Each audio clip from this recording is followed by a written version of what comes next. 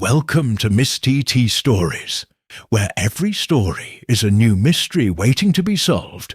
Grab a coffee, stay curious, and share the thrill with fellow mystery lovers.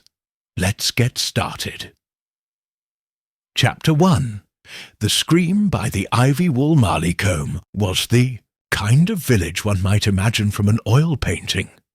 Its meadows framed in soft greens, its lanes curved like ribbon, and its cottages decorated with climbing roses and generations of quiet gossip. It was a place where things happened slowly, if at all, and where everyone, even if they didn't like you, certainly knew you. It was, in short, the last place you'd expect to find a dead body. But on the morning of May 3rd, the silence that usually draped the village like a wool blanket was torn clean in half by a sound no one mistook. The sharp, primal scream of a woman discovering something terrible. It came from the garden behind the old Prowse cottage, a tidy, square building of pale brick with a creaky gate and a fussy collection of lace curtains. Mrs. Edith Prowse, a widow of some 60 years, was known for her punctuality, her bracing opinions on the use of margarine, and for rising at precisely 6 to hang her washing in the soft light of morning. That morning, however, the sheets were left limp in her basket, and her apron remained clutched in one hand, as she stood frozen at the hedgerow that separated her backyard from the infamous garden path. The path was not, in truth, a garden at all anymore. Once part of the Marleycomb Abbey grounds, it had long since fallen into disuse. Wild flowers ran rampant there, old stone walls slouched toward the earth, and the twisted branches of long-abandoned fruit trees scraped at the sky. Children called. It haunted, and while adults scoffed, few chose it as a shortcut after dusk. Edith hadn't intended to look down the path that morning, but something had drawn her gaze. A flicker of white, a glint of something strange among the dandelions. She had squinted, adjusted her spectacles, and taken a single step forward. That was when she saw the shoe. It was a pale pink heel, far too dainty for garden work, and certainly not Edith's size. Attached to it was an unmoving foot, then a hand, half covered in ivy, then the unmistakable curve of a woman's form in a silk blouse, lying crooked in the weeds. By the time she screamed, Edith had already dropped her basket and stumbled backwards, her voice catching in her throat. She didn't dare touch the body, but she did recognize the face. Celeste Arkwright, the glamorous widow who had taken up residence at Glebe House that spring, a newcomer with a London accent and a string of silk scarves. No one knew much about her. She attended the vicar's garden party in April and had purchased some rather expensive jams at the spring fete. But otherwise she kept to herself. No family, no friends in the village, and now no heartbeat. Within the hour, Constable Len Nichols had been summoned. A man more used to bicycle thefts and wayward geese than violent death. He arrived panting, wide-eyed, and clearly unprepared. Still, he performed his duties with great solemnity. He examined the body, noted the lack of blood, and carefully laid a handkerchief over Celeste's pale, still face. "I don't like the look of it," he muttered. "Not one bit." Miss Marple, meanwhile, had already noticed the shift in the air. From her little stone cottage at the far end of Church Lane, she had heard the scream, faint but unmistakable. She had paused mid-sugar stirring and tilted her head towards the open window. A bird stopped singing, The wind shifted. The ordinary world took one careful step into something altogether darker. She didn't rush. Miss Marple rarely did. Instead, she finished her tea, fed the cat, and selected her walking hat, a grey number with a black ribbon that struck the right tone between respect and curiosity. Then she took the garden path the long way around. She did not want to appear too eager. By the time she arrived at the edge of the crowd, villagers now gathered in small clusters, whispering and murmuring in barely contained excitement. The constable had begun ushering people back with a polite but stern voice. "No closer, please. Official business, mind. There's been a tragedy, but no need for panic. We'll have it sorted. Please give us space." Miss Marple stood a short distance away, just near the rusted arch where the path curved back toward the vicarage. She observed, quietly. She watched the expressions on faces. Mrs. Linney, the baker's wife, whispering too eagerly. Young Arthur, green, glancing far too often toward the hedgerow. Dr. Randall, fidgeting with his gloves. The vicar's daughter, Agnes, holding a picnic basket she'd clearly forgotten to deliver. And she noticed the lack of one person. Mr. Edward Arkwright, Celeste's brother-in-law. He had visited her only last week. An unannounced arrival, with a black valise and a stiff handshake. He had made quite the impression on the women of the village, though less so on the men. But today he was nowhere to be seen. Later that day, as Inspector Gareth Mullins arrived from Market Drayburn, grim-faced and trailed by two assistants in ill-fitting suits, the path was cordoned off, the body was gently moved, photographs were taken, notebooks filled.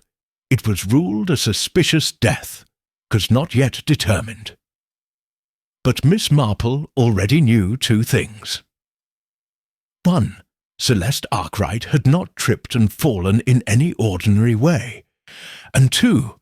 Somewhere in Marleycombe, someone had been counting on the rest of the village not noticing what they had done. But Miss Marple was not like the rest of the village. She had seen too many smiles that hid resentment, too many compliments that concealed fear, too many tidy gardens covering untidy truths. And when she looked down that overgrown, whispering path that afternoon, she felt the air ripple not with ghosts, but with secrets. Chapter 2. Tea at a Distance. Later that afternoon, Marleycombe tried, rather valiantly, to return to something like normalcy. The market square buzzed a little less loudly. The hum of lawn-mowers softened as if in reverence.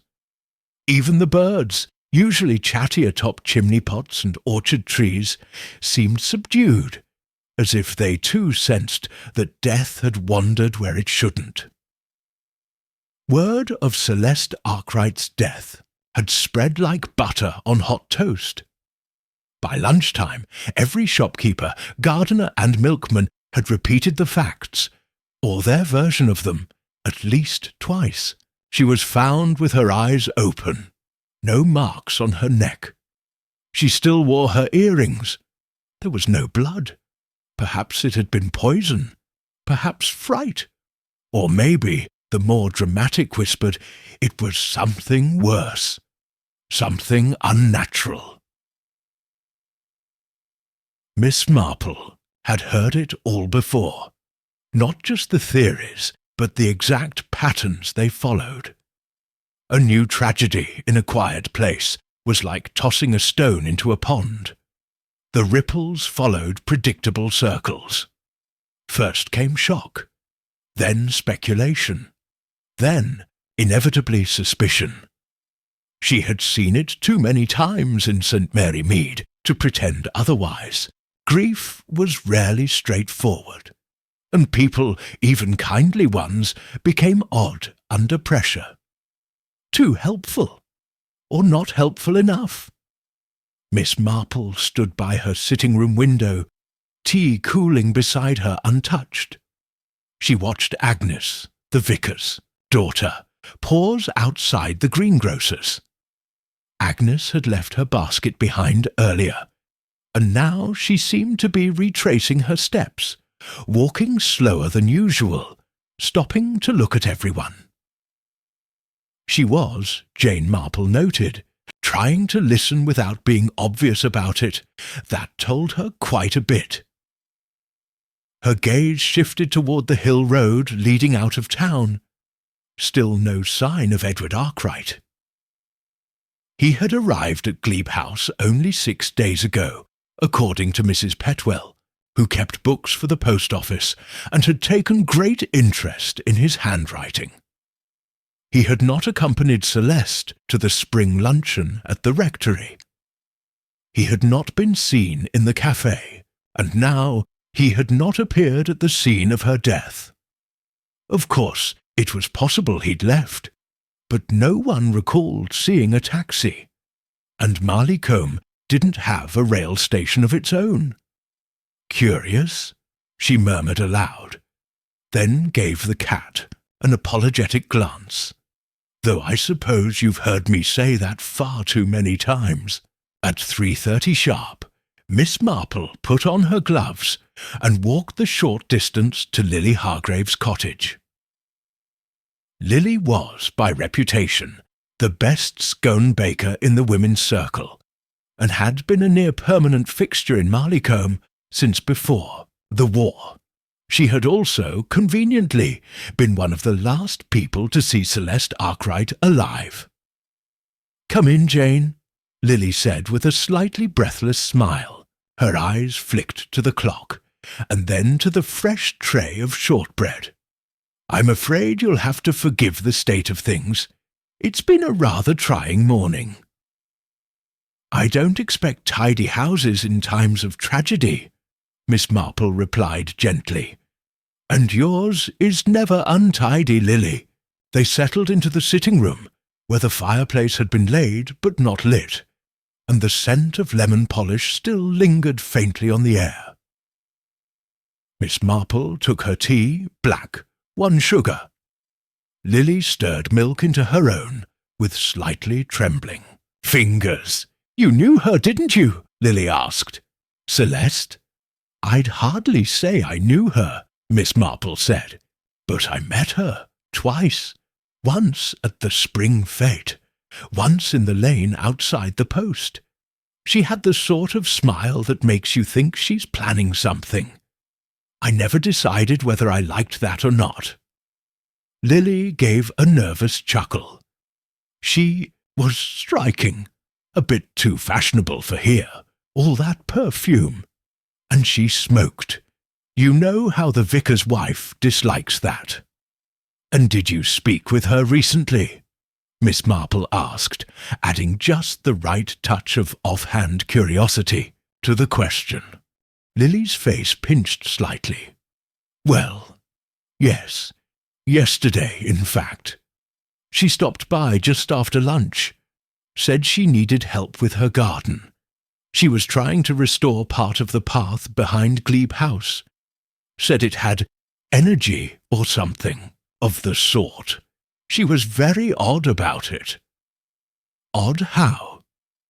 "She asked about plants," Lily said, pouring more tea, "but not in the usual way. Not what grows best in shade or that sort of thing.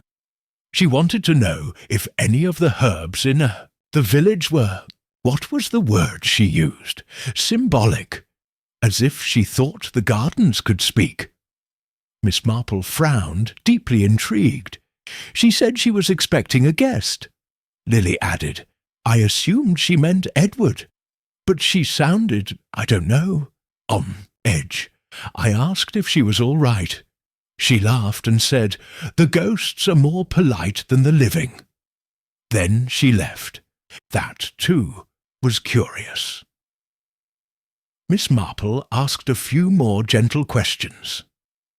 About the time of day, what Celeste had worn, whether she seemed frightened or merely distracted. Lily answered as best she could, though nerves occasionally caused her to drift into commentary about jam recipes and the state of the women's circle accounts.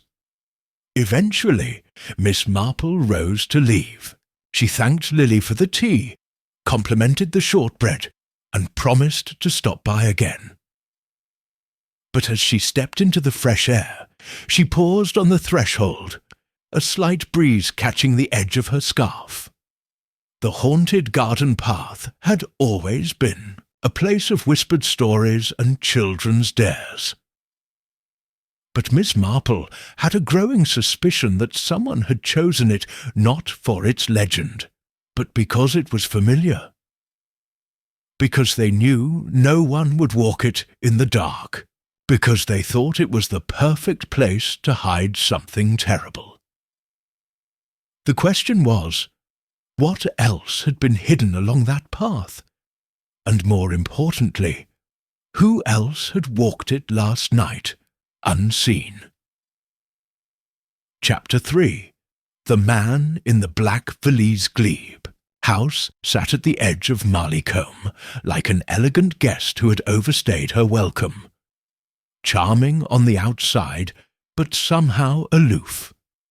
Its ivy-covered stone, large sash windows, and pale blue shutters gave it a kind of mournful beauty, though few in the village had ever seen the inside. When Celeste Arkwright had first moved in, curious villagers had passed by slowly, hoping for a glimpse through the hedge or a chance wave from the gate. She rarely obliged. Her comings and goings were private, her lights dimmed early, and her post collected by a hired boy from Drayburn. It was only in the last week that the house had shown more signs of life, or rather, someone else's life. A man had arrived. He was tall, lean, and grave-faced, carrying a single black valise, and an expression that invited neither questions nor conversation. He had walked from the bus stop at the churchyard, refusing the help offered by Miss Linney's nephew, and knocked firmly at Glebe House. Celeste had opened the door herself, exchanged only a few words, and then closed it. Again, after that, the curtains remained tightly drawn. No one in Marleycombe could quite determine the man's relation to Celeste. Brother-in-law, Mrs. Petwell claimed, though I've not seen proof. Some said he looked like a lawyer. Others, a doctor. Agnes, the vicar's daughter, was convinced he had once been in the army. He walked like a man used to following orders and ignoring company. But now, 2 days after Celeste's body had been discovered, the man and his valise were missing. Miss Marple had always found absences more telling than presences. On Tuesday morning she returned from the grocer's with a small brown parcel of currants and a single tin of condensed milk. She stopped just outside her gate, feigning a moment of confusion as she rechecked her list, and glanced subtly across the lane toward Glebe House. The gate remained shut. No smoke curled from the chimney. The upstairs curtains were still drawn, but the downstairs sitting room showed a thin sliver of movement, as if someone inside had just passed by the window. That was all the invitation she needed. By early afternoon, she had donned her walking coat, fetched a forget-me-not posy from her garden, and made her way up the stone path to the house. The doorbell was brass, old and only slightly tarnished. She rang it once. The wait was long enough that any normal visitor might have turned away. But Miss Marple was not normal. She had learned long ago that silence could be just as revealing as conversation. Just as she turned, slowly, deliberately, the door creaked open. A man stood in the frame. He looked precisely as described. Mid-40s, perhaps, with grey just beginning to edge the temples. He wore a dark jacket, pressed and formal, and held himself with a certain uncomfortable poise, like someone unused to playing host. "Yes?" he asked, his tone clipped but polite. "Forgive me," Miss Marple said gently. "I'm Jane Marple. I live just down Church Lane. I brought these for the house." She held up the small bouquet, modest and soft-scented. "I didn't know Miss Arkwright well, but she was a neighbour, and I always think grief deserves company, even from strangers." The man looked at her for a long moment, not cruelly, but measuring. Then he stepped aside. "Thank you. You'd better come in." The entry hall of Glebe House was cool and dim. The walls were lined with faintly patterned wallpaper. An older design, faded in the corners. There was a faint scent of dried lavender and something sharper, perhaps lemon polish. No photographs adorned the table. No coats hung by the door. "Please," he gestured toward the sitting room. "I'm Edward Arkwright, Celeste's late husband's brother. You'll forgive the state of things. I've only just begun sorting her affairs." "Of course," Miss Marple said, stepping lightly into the room. The space was elegant, too elegant perhaps for the village. Cream drapes, a low oak bookshelf, and a tea tray still resting untouched on the side table. The fire had not been lit. The air was too still. "I imagine you've had quite the stream of visitors," she said, settling onto a delicate chair with carved legs. Edward gave a quiet laugh.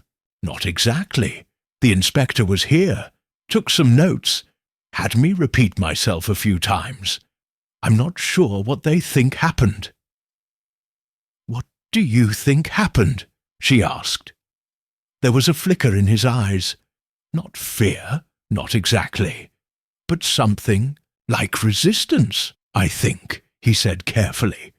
"That my brother's widow was more troubled than she let on. She spoke often of spirits, of energies. I visited because she sent a letter. Said she was hearing things in the walls. What must have been unsettling. It was, especially because she hadn't contacted the family in years." Miss Marple nodded, letting silence fill the space. "She often found people revealed more when you didn't ask." "She was eccentric," Edward continued, "but I never thought her mad, until this past week." Miss Marple's eyes swept the room, the heavy drapes, the cold teacup, the small black valise still near the hearth. "You're staying here, then?" she asked. "For now," he said. "There are papers to be sorted, a solicitor to contact. She left no will that I'm aware of, but Glebe House was rented. I expect the landlord will want it cleared." "And the garden path?" Miss Marple said gently. He looked surprised.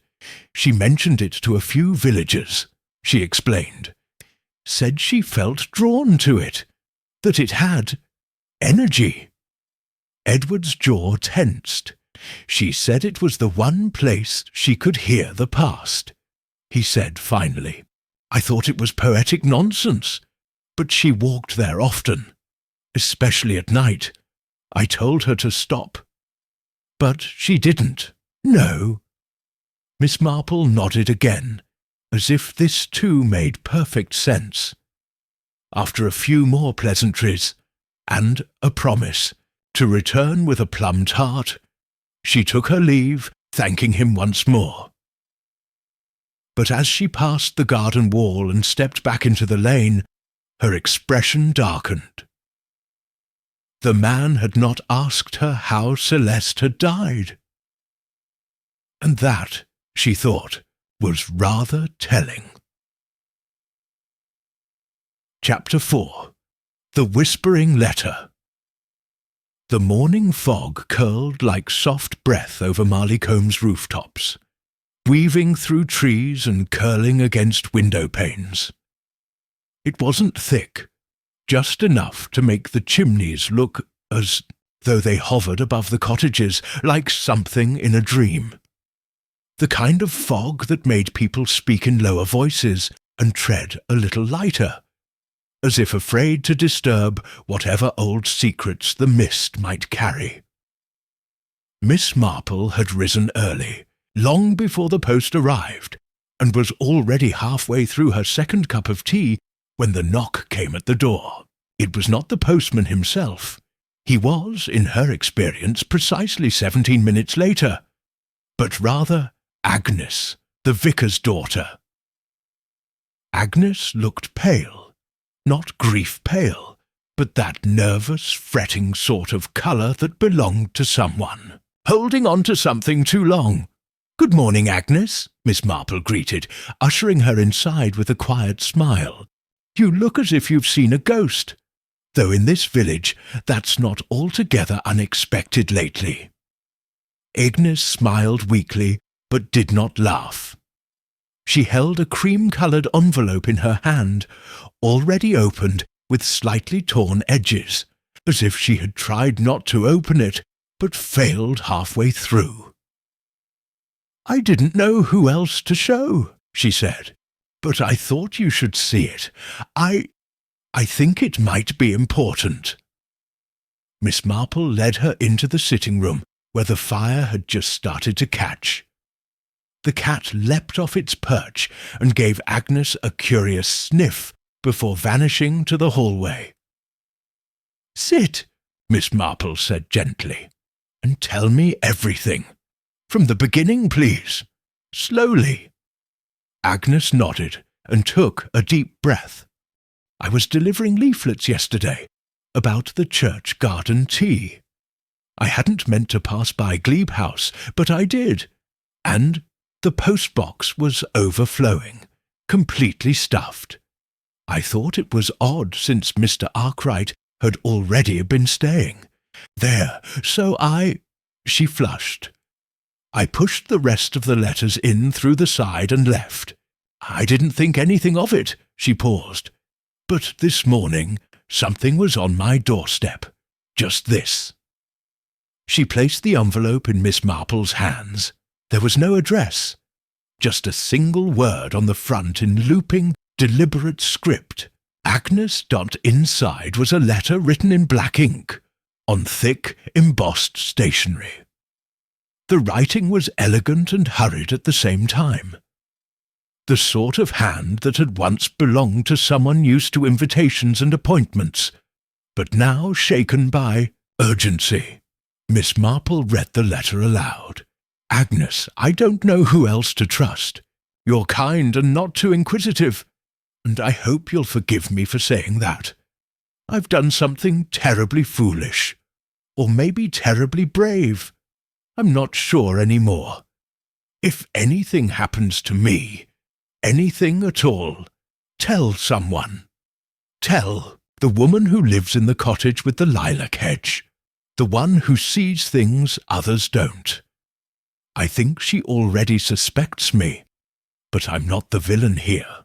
I'm trying to make it right. I'm trying to stop something. The path is not haunted, but there's something buried there. Not bones, not anything you'd expect. And someone wants it left buried. I've heard voices, not from ghosts, from the living. If I disappear, or worse, know this wasn't madness. It was fear. It still is. Yours in hope, Celeste Arkwright." When Miss Marple looked up, Agnes's eyes were already glassy. "I don't understand it," the girl whispered. "She was always so distant. Why would she send this to me?" "Because," Miss Marple said softly, folding the letter, She was alone, and when one is alone, kindness is the only light that makes you visible. She rose, moving to the mantel, and setting the letter down as though it were something sacred. "What's more curious is the timing," she said. "She must have written this no more than a day or two before her death." Agnes nodded. "Do you think the inspector should see it?" "In due course," Miss Marple replied. "But first, I'd like to know something about this thing she says is buried." Miss Marple was not one to chase phantoms, but she believed in symbols, and she believed even more firmly in words chosen carefully by frightened people. Celeste's note had not used phrases like evidence or truth. She had said something was buried, and someone wanted it to stay that way. That same afternoon, Miss Marple made a quiet visit to the church records. The vicar's assistant, young Mr. Danvers, was an enthusiastic if forgetful man with a deep fondness for minute historical details. And, rather helpfully, a complete lack of suspicion. She inquired, ever so gently, whether there had ever been previous owners of Glebe House connected to scandal or secrecy. "Well," Mr. Danvers said, squinting through his spectacles, "not scandal exactly, but oddness, yes. Glebe House was empty for several years before Miss Arkwright. Before that, it was let to a painter, reclusive man, died abroad. Before that, it was a convalescent home during the war. Officers recovering from shell shock and whatnot." Miss Marple raised an eyebrow. "And before that?" Danvers leaned in. "Now here's the bit you'll like. Before the war, it was owned by a woman called Madame Thérèse Larocque.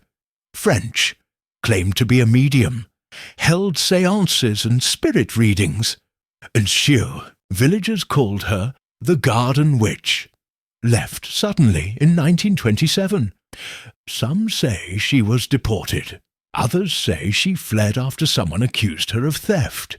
Did she ever marry? No. Lived alone with a maid, never proved anything about the theft. Though," he added, "some say she hid things in the walls. That caught Miss Marple's attention." She made polite conversation for a few more minutes, then returned home as the sun began to sink, low and orange, behind the yew trees. She made a fresh pot of tea, carefully unfolded Celeste's letter again, and reread the phrase that now echoed in her mind, "Something buried, not bones." She looked out her window, past the hedge, to the path that snaked behind Glebe House. That quiet, ivy-choked trail full of wild roots and the occasional rabbit hole. And she knew it was not ghosts that haunted the garden path, was history, and someone in Marleycombe was determined to make sure it stayed exactly where it was. Chapter 5. A Key Beneath the Floorboards. The next morning dawned grey and damp, with a steady drizzle tapping gently against the windows of Church Lane. The kind of rain that didn't soak so much as settle, making everything feel damp to the touch and faintly miserable. In Marleycombe, rain often washed away gossip, but this time it only seemed to feed it. Miss Marple, however, had long believed that rain was useful. It kept people indoors, encouraged long conversations over tea, and made guilty minds fidget more than usual. She also knew that when the weather turned, people were less careful. They forgot to lock gates. They left windows cracked. They spoke too loudly in shops, assuming no one else could be bothered to listen. And so, on this quietly miserable morning, She wrapped herself in her raincoat, tucked her hat tightly over her silver curls, and made her way toward Glebe House. To visit, but to observe.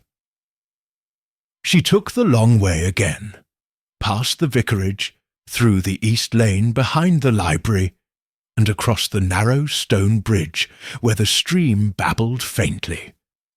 From there, she could approach Glebe House from behind, where the path curved and twisted, veiled in damp ivy and fallen leaves.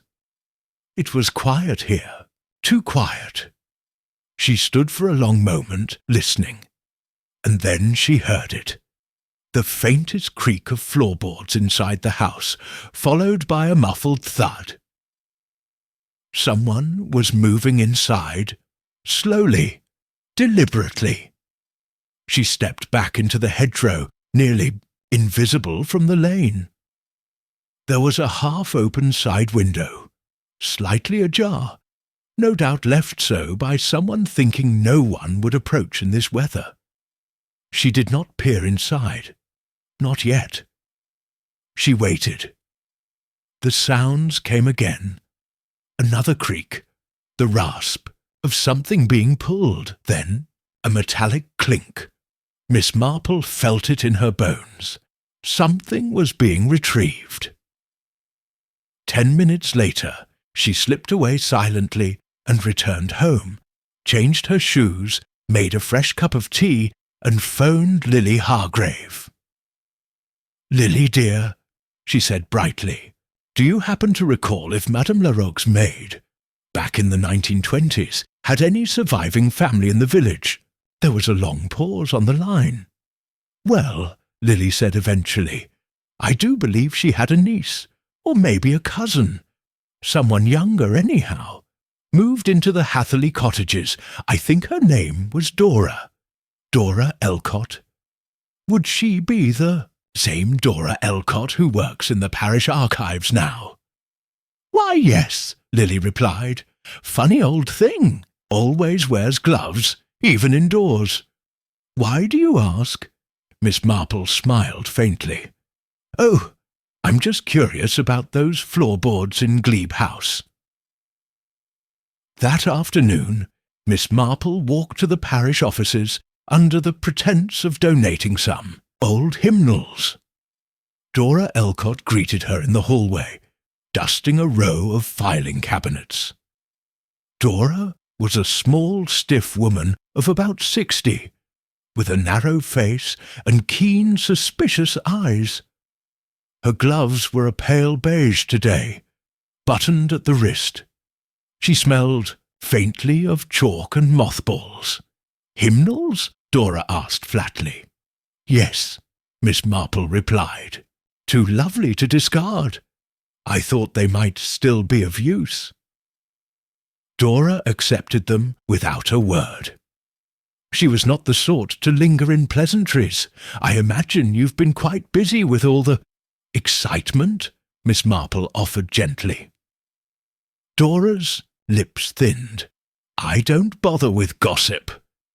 "Very wise," Miss Marple said.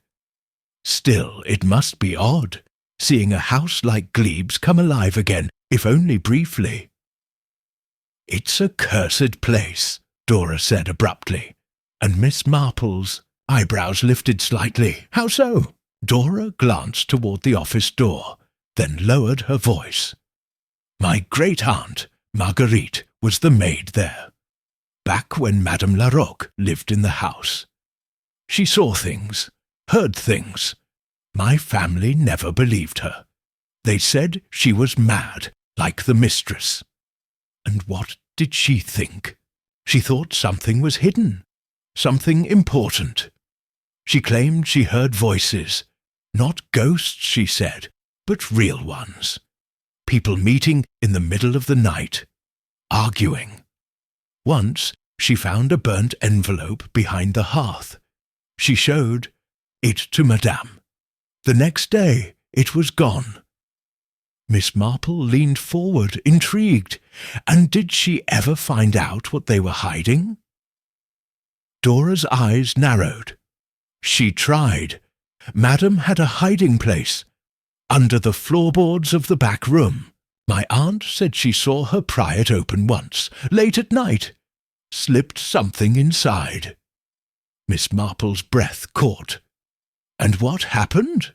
Dora's voice turned bitter. She was dismissed the next morning. No explanation. Madame was gone a week later. My aunt was never right again.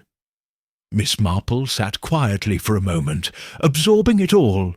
And the floorboards? No one's lived there long enough to notice, Dora replied. Until her. You mean Celeste Arkwright? Dora nodded. I saw her, walking the path at dusk, every day for a week, and I saw her once, kneeling outside the back room window with a trowel, digging at the roots. Miss Marple stood slowly, thanked Dora for her time, and left. Outside, the rain had turned to mist, clinging to her coat and cooling her cheeks. But her mind was burning with new questions. Celeste had been looking for something. Not ghosts, not memories. Something real, and someone had known she was getting close. That evening, Miss Marple wrote a quiet note to Inspector Mullins. Dear Inspector, forgive my forwardness, but I believe there is more to be found at Gleb House, specifically beneath the floorboards in the back sitting room. I have reason to believe Miss Arkwright was searching for something hidden decades ago. Whether or not it's connected to her death, I cannot yet say. But someone believes it is, and that belief may have cost her her life. Respectfully, Jane Marple. As she folded the letter, she glanced once more at Celeste's final words. If I disappear, know this wasn't madness. It was fear. Tomorrow, someone would lift those boards, and what lay beneath them might begin to unravel a secret Marleycombe had buried long ago. Chapter 6. The portrait in the attic Glebe house had not been this busy in years. On the morning following Miss Marple's letter, Inspector Gareth Mullins returned to the ivy-draped residence with a quiet urgency and 2 constables in tow. He was not the sort of man to indulge in village whispers or amateur suggestions, but he had learned, through experience and some embarrassment, that Jane Marple's instincts were often sharper than forensics. When she asked someone to lift a floorboard, it was, at the very least, worth a crowbar. By 10 o'clock, the constables had opened a section of wood beneath the rear sitting-room's worn rug. The boards resisted, old and tight with moisture, but eventually gave way to reveal a hollow no larger than a shoebox. Inside, it was a small cloth-wrapped parcel, and within that parcel, a ring of antique keys, a faded calling card, and a single photograph. The keys were unremarkable at first glance. Brass, slightly rusted, some larger than others, clearly meant for trunks, wardrobes, or perhaps outbuildings. The calling card, however, had been preserved carefully, wrapped between sheets of waxed paper, as though someone knew it would matter one day. It read, Madame Thérèse Larocque, Spiritualist Confidante, Healer of Private Ills, Glebe House, Marleycombe. And the photograph, that was the most curious piece of all. It showed 3 people seated in a garden, Madame Larocque herself, unmistakable in her dark dress and haunting expression. A man in uniform, his features sharp and distant, and a third figure, Celeste Arkwright. Not as she appeared in death, or even in recent life. This photograph was decades old, and yet, undeniably, it was her. Younger, more delicate, but the same tilted smile and searching eyes. The discovery ignited something in Mullins. He turned over the card, noted the faint imprint of what looked like another name, hastily scratched in pencil. Celeste's name. She had been here before, long before she ever moved into Glebe House, and she had never told a soul. Meanwhile, Miss Marple had taken a very different approach. She didn't return to the house that morning, nor did she loiter by the constable's bicycles to catch details. She went instead to the churchyard. Marleycomb's churchyard was old, older than most people knew, and contained graves that had long since crumbled into unreadable stone. But it also had a small record house tucked behind the vestry, a damp, cramped little room where yellowed burial books and birth registries sat in orderly rows. There, Miss Marple asked for access to the visitor log. "I'm not sure it's much use," the assistant muttered, thumbing through the key drawer. "Only locals ever sign it." "That's what I'm counting on," Miss Marple replied with a soft smile. She flipped through pages until she found the years she wanted, the late 1980s and early 1990s, when Celeste would have been in her 20s. A name appeared twice, both times in early spring. Miss C. Langford, London, visiting family grave. Guest of Madame Larocque. Langford, she murmured. That wasn't Arkwright. Not yet. She kept flipping. 5 years later, the same name reappeared. Mrs. Celeste Arkwright. Silent vigil. Private reasons. Grave reference. Plot 42C. Miss Marple froze. Plot 42Z. She left the book gently on the table and stepped out into the grey, misting garden of the dead. Past the yew trees, through the tangled ivy, she counted quietly to herself until she found the plot. It was a small grave. Simple. The stone read, Claire Langford, 1935, 1989, beloved daughter. May her spirit be at peace. Langford, Miss Marple whispered again. Not just a visitor, not a guest, a daughter.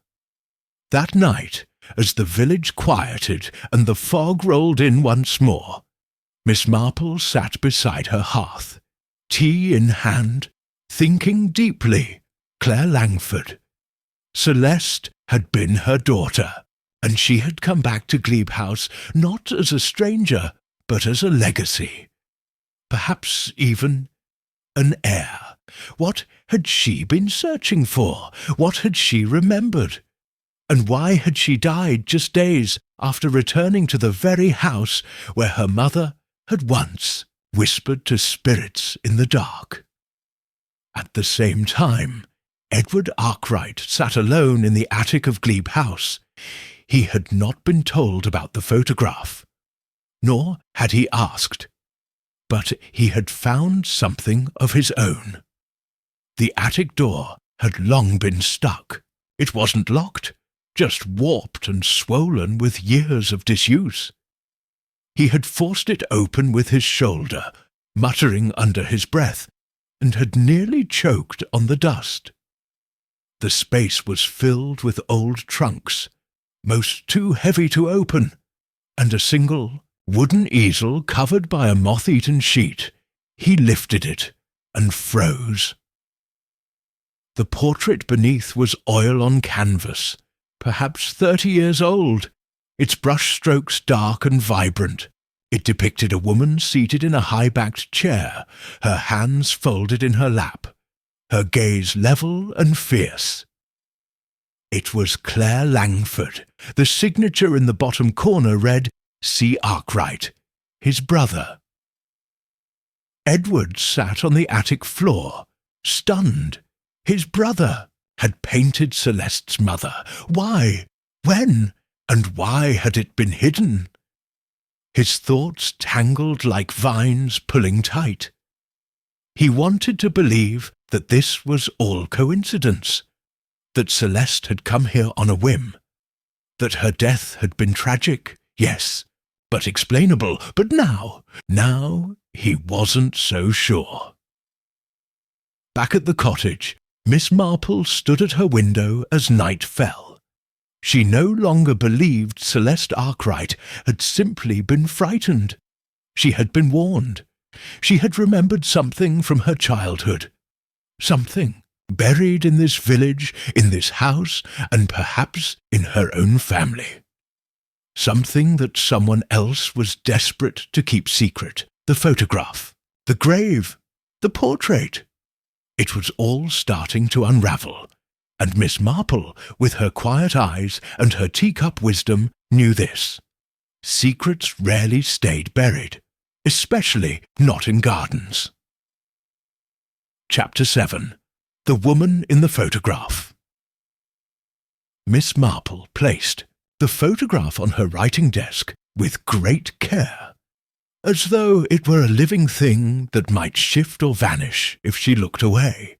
It had arrived that morning by hand, delivered not by post, but through the smallest slot in her gate, wrapped in brown paper, unsigned. No message, no fingerprints, just the photograph, newly printed, crisp and modern. A digital reproduction, not the original. It was the same image Mullins had found beneath the floorboards. Madame Thérèse Larocque, the soldier, and Celeste. Only now, someone was circulating it quietly. Miss Marple sat with a pencil in hand and studied the photograph for the 4th time that hour. The composition was simple. 3 figures in a garden, seated at a small iron table. A carafe of water, 2 glasses, a closed book. Nothing in the background to offer a date or event. But it was Celeste that held her attention.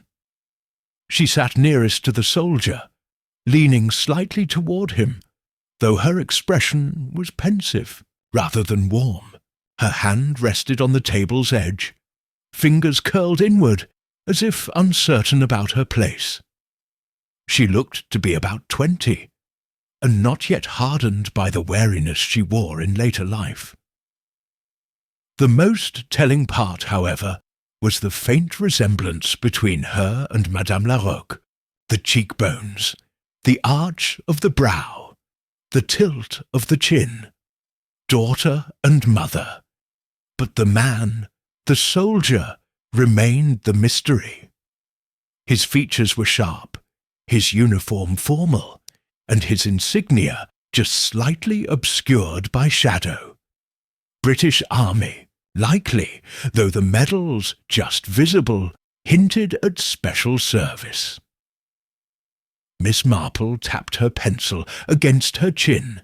There were whispers during the war of women like Thérèse Larocque becoming confidantes to high-ranking men, women who traded secrets not for money, but for protection.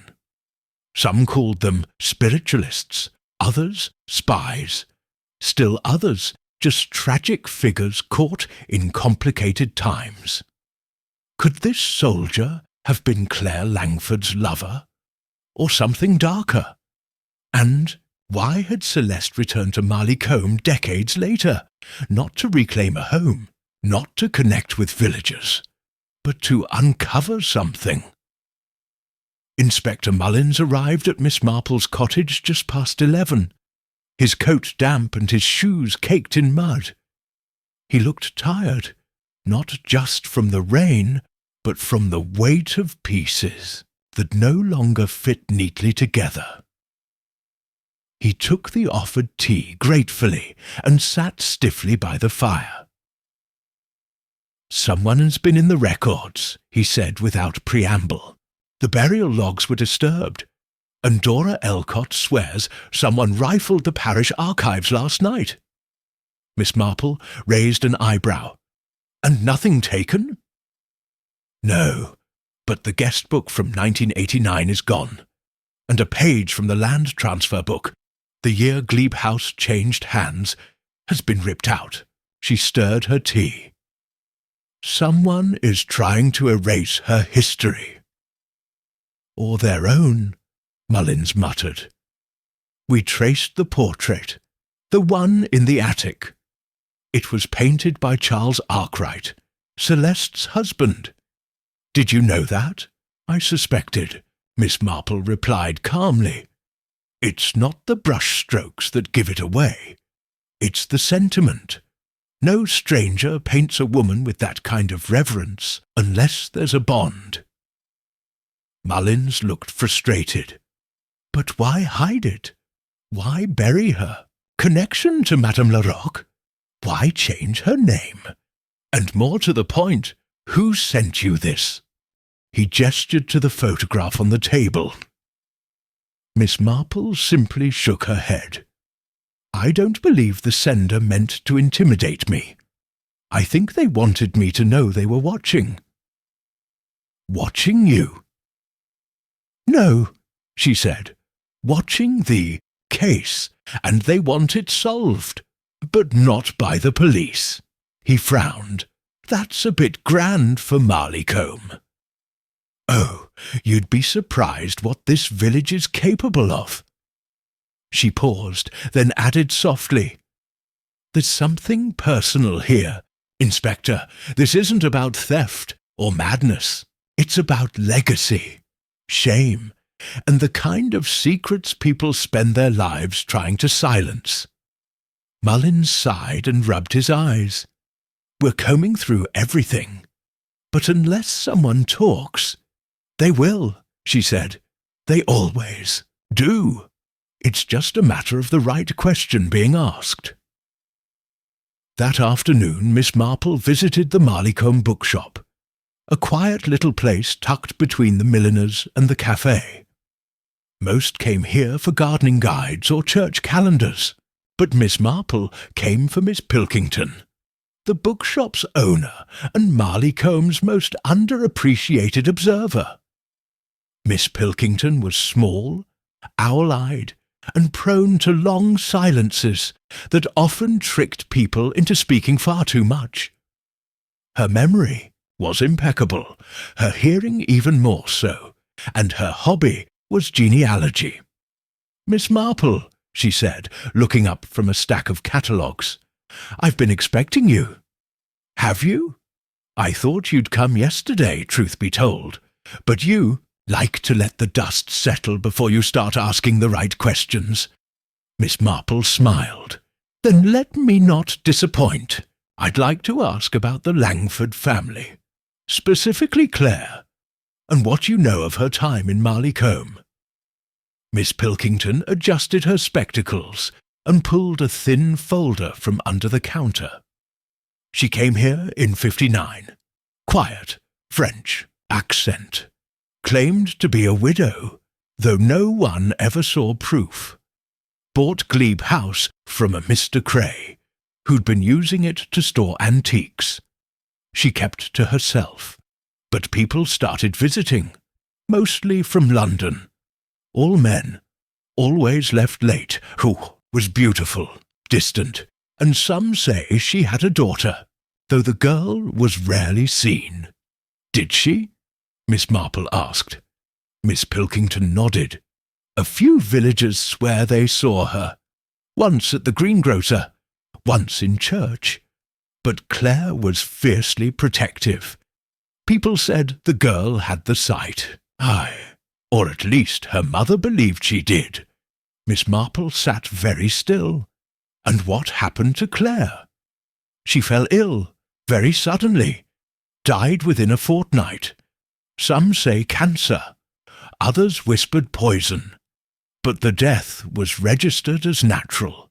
The daughter vanished, and a solicitor from London came down to settle the estate. Miss Marple's voice was quiet.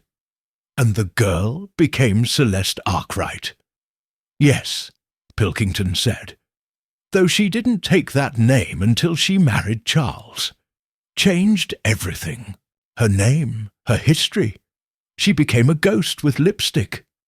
Miss Marple stood slowly, thanked the woman, and left.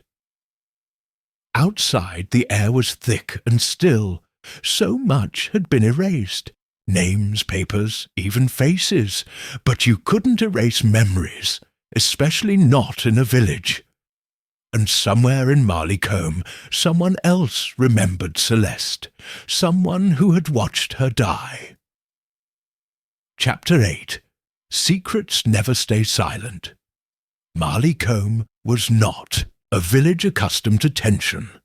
It was a place where the loudest conflicts happened over jam recipes at the summer fete, where apologies were passed through rhubarb pies, and the most scandalous tales were always, somehow, at least 20 years old. But now the unease had settled like ash across every doorstep. The children no longer dared each other to run the haunted garden path. People whispered more quietly, looked over their shoulders, closed their blinds before the sun had fully set. Murder in Marleycombe was already unthinkable, but a web of lies going back decades, that chilled the air in a different way. And Miss Marple, seated by her fire, with her knitting untouched in her lap, knew the temperature had dropped for a reason far colder than weather. She had begun to see it, a shape forming beneath the surface of this gentle village, connections that were too delicate to be coincidences. A whisper passed from the past into the present. It wasn't just Celeste who had returned to Marleycombe. It was history, and it had come to collect its debt. That morning, the inspector came again, this time with a more personal air. No notebook, no constables, just his coat, his brow furrowed deeper than usual. "May I?" he asked, gesturing to her sitting chair. Miss Marple nodded and poured tea, as if she'd been expecting him. "I received a call from the ministry," he said. "Someone very senior. They asked if we'd found anything at Glebe House relating to a Captain W.A. Talbot." Miss Marple, who rarely showed surprise, arched a brow. "The name means something to you?" "Indeed," Mullins muttered. "Talbot was a liaison officer during the Cold War. MI5 confirmed he did several missions under diplomatic cover. Disappeared in 1961, officially listed as dead.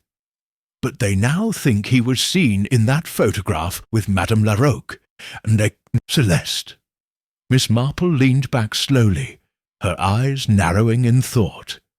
"Then he wasn't just visiting Marleycombe for the scenery." "No," Mullins said. "And they believe Claire Langford, or Madame Larocque, as she called herself, may have been part of a circle providing information during the late 50s. So she wasn't just a spiritualist," Miss Marple said, almost to herself. "She was a gatekeeper." Mullins looked up. "Excuse me?" "She kept secrets, Inspector. That's what spiritualists have always done, in a way. People trust them with what they cannot say aloud. Grief, desire, guilt. In Madame Larocque's case, perhaps also intel." Mullins nodded grimly. "And Celeste, was she involved?" "I doubt it. She was too young, but she witnessed something she wasn't supposed to see. And now she's dead." Miss Marple's gaze hardened. "Yes, and I believe someone in this village knows exactly why." Later that afternoon, Miss Marple took a walk. Not her usual slow amble through the square, but a purposeful loop around the edge of the village near the old orchard path. It took her past the rear fence of Glebe House, now guarded by thin police tape and an unconvincing padlock. She stood for a moment, eyes narrowing. Someone had been inside recently. The side door, once slightly ajar, was now closed completely. The dust cleared in a precise half-moon near the step, a boot mark, almost faint enough to miss. Someone had returned to the house, and not the police. She made her way down the path behind the stables, towards the one person in the village who had been noticeably quiet. Agnes, not evasive, not dishonest, just still. And Miss Marple had learned that stillness could be the loudest thing of all. The vicar's daughter opened the door with her usual soft smile, but there was a flicker of anxiety behind her eyes. "Miss Marple! Oh, I wasn't expecting anyone." "I won't stay long," Jane said gently, stepping in. "Just had a few things on my mind, and I thought you might help me untangle them." Agnes nodded, gesturing to the settee. The kettle whistled softly from the back room. As the tea steeped, Miss Marple laid the photograph on the table between them. Agnes stared. "That's her," she whispered. "Celeste, but younger. You've seen this before." Agnes hesitated, then, "Only once. She showed it to me the night before she died." Miss Marple's hands stilled. She said she'd remembered something. A conversation from when she was a child. Her mother arguing with a man.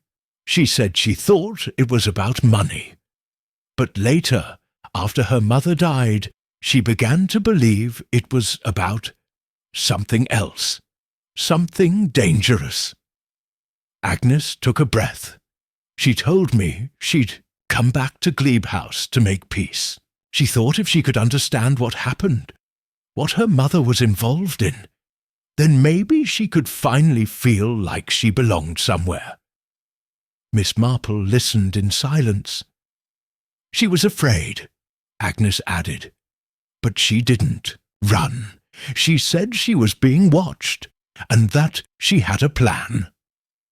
"What plan?" Agnes looked down. "She said she was going to confront someone. Someone in the village. Someone who knew what had happened to her mother.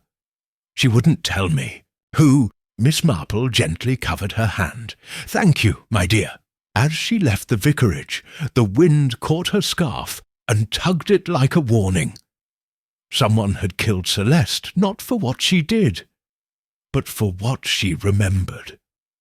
And now that someone was getting nervous. Secrets never stayed silent in villages like this, not for long. Chapter 9. The Man Who Returned Too Late.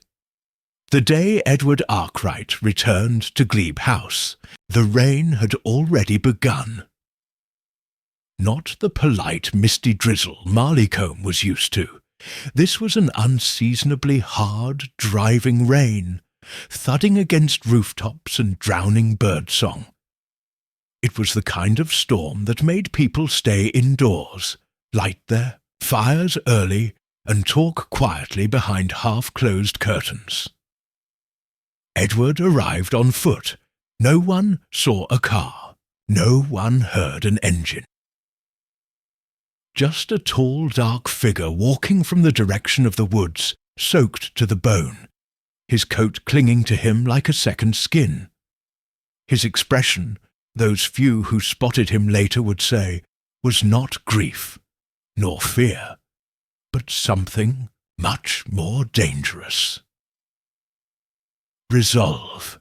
He had not been seen in 2 days, not since Inspector Mullins had asked him to remain nearby while the investigation continued. He hadn't answered calls. Glebe House had sat empty, but now he was back, and he was carrying the black valise again.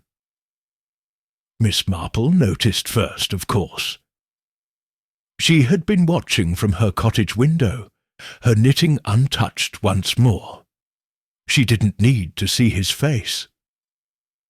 The gate was enough, long, tight, purposeful strides that told her he had not just returned to mourn or cooperate. He had come to finish something. She rose slowly, placing her spectacles on the table beside the fire. She had no intention of confronting Edward just yet, but she would be at the village meeting that evening. A meeting called hastily by the vicar, under the pretence of reassuring the community in uncertain times. Miss Marple knew better. The village was on edge. And someone, somewhere, had been whispering too loudly. By the time the villagers gathered in the church hall that evening, the storm had softened, but the wind still moaned through the hedgerows. Folding chairs scraped across the floor. Tea was served mostly untouched. Edward Arkwright arrived late. He stood in the doorway for several long seconds before entering, his figure casting a long shadow across the aisle. The chatter dropped too, a murmur. His coat was still wet, dripping faintly on the tile. "I'm sorry," he said stiffly. "I had business out of town. No one asked where." Miss Marple watched him take a seat near the back, 2 rows from the door. Alone, arms crossed, the vicar offered a few gentle words, reassurance, a reminder of community, of kindness. But his voice trembled a little when he said Celeste's name. Then the floor opened for concerns, and that was when Mrs. Petwell spoke. She was a soft-spoken woman in ordinary life, but give her a rumour and a platform, and she became a thunderclap.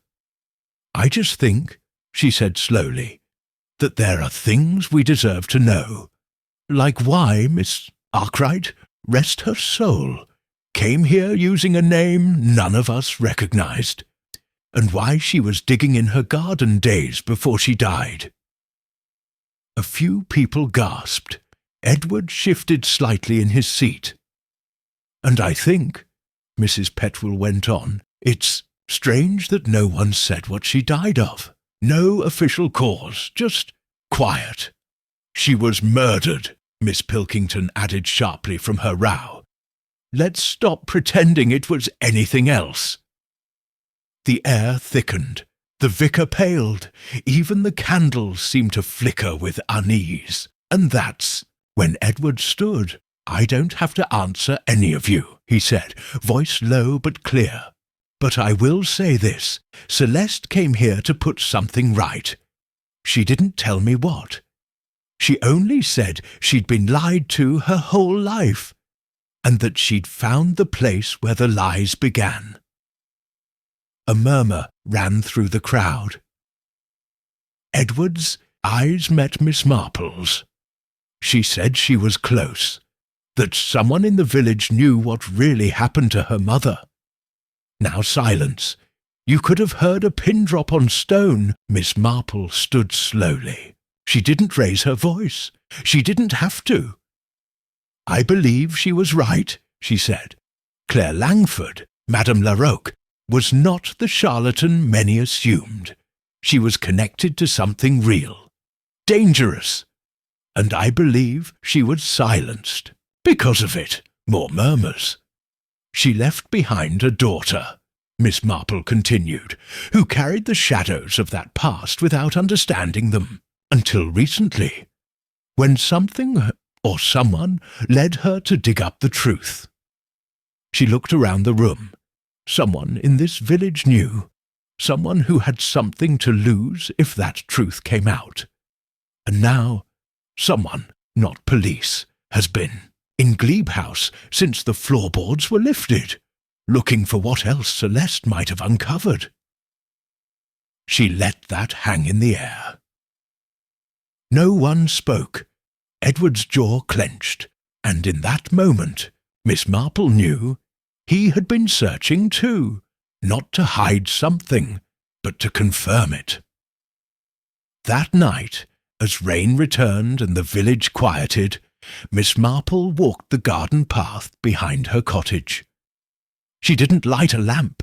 She didn't bring a coat. She stopped at the corner where the wall of Glebe House met the path, a place hidden from street view, thick with vines and moss. And there, in the dirt, barely visible, was a second depression, not where Celeste had been found, but where someone else had dug. She crouched carefully and brushed away the leaves.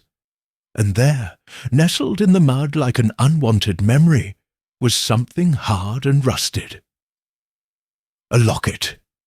She pried it gently open. Inside, 2 photographs. Faded. One was of Claire Langford, in the same chair from the oil painting in the attic. The other, unmistakably, of a child. Celeste. On the back, written in curling, deliberate ink, she must never know. Chapter 10. What the locket revealed. Miss Marple held the locket in the palm of her hand as though it were something alive, or something long buried that still remembered how to breathe. Rain tapped softly on the brims of her sleeves, soaking through to her skin. But she didn't move. Not yet. The locket was warm from her touch now. And the message on the back, she must never know, had struck her more deeply than any clue uncovered so far. It wasn't the kind of phrase written in haste. It was deliberate, measured, a final act of concealment, but concealment from whom? And why? She closed it gently, wrapped it in a clean handkerchief, and made her way back toward the cottage, her boots squelching in the wet grass. The fog was creeping in low along the hedge line, swallowing the edges of the garden. A village full of secrets always grew quieter when it rained, as if shame required water to thrive. Inside, Miss Marple lit a fire, placed the locket beside her lamp, and fetched her notebook. There were now too many threads to keep loose. Dewar wrote in her usual fine hand, neatly dividing the page, Claire Langford, a.k.a. Madame Thérèse Larocque. Arrived 1959. Alleged spiritualist. Medium. Frequent visits from men, espresso Captain W.A. Talbot. Died suddenly in 1989. Buried in 42C Celeste Langford, Arkwright. Daughter of Claire, returns to Marleycombe in 25. Rents Glebe House under married name, seen walking. Haunted path nightly. Found dead on garden path, cause of death unknown. Pending. Mysteries. Who is the soldier in the photo? Likely Captain Talbot. What secrets did Claire keep from Celeste? Who wrote, "She must never know"? Who is digging in the garden beside Celeste? Miss Marple paused, tapping the pencil lightly. The locket hadn't been buried with Celeste. It had been buried for her, but not as a gift, as a warning. Whoever had written that inscription had known exactly who Celeste was, and had made sure she never found out the truth. But she had come too close, just close enough to threaten the silence Marleycombe had lived with for nearly 4 decades. And someone had made sure she'd never ask another question. The next day, Inspector Mullins arrived at Miss Marple's cottage looking older than his. Years. He was carrying a manila folder, and his coat was still dusted with morning mist. "Can I come in?" he asked, though he was already halfway through the door. She gestured to the hearth. "I have tea steeping. You'll want it." He nodded and sat heavily. "I got word back from London. You were right about Talbot. He disappeared officially in 61, but there are now records suggesting he'd been living quietly under a different name, in France, with a woman Miss Marple set the teacups down without a word. They tracked the name through medical records, pseudonyms, private clinics, false passports. The woman died in 89, sudden illness, no autopsy. And the man, Talbot, disappeared 2 weeks later. Again, Claire Langford, Miss Marple said softly. The woman was Claire. Yes, which means Talbot was more than just a visitor. Miss Marple folded her hands. He was Celeste's father. Mullins exhaled. That's what the ministry believes. And he had enemies. He knew things that others didn't want known. If Claire knew too much, if she had evidence, then silencing her would have served more than one purpose. But Celeste, Miss Marple murmured, Celeste didn't know any of this, not for sure. She came back to find it. Mullins set the file down, which means someone here, in this village, knew it all along. Someone who remembered Claire, someone who buried the truth and then watched silently as the daughter came back to disturb it. Miss Marple stood, crossed to her writing desk, and handed him the locket. He opened it, read the back. His face tightened. This changes everything. Miss Marple nodded. It confirms she wasn't meant to survive.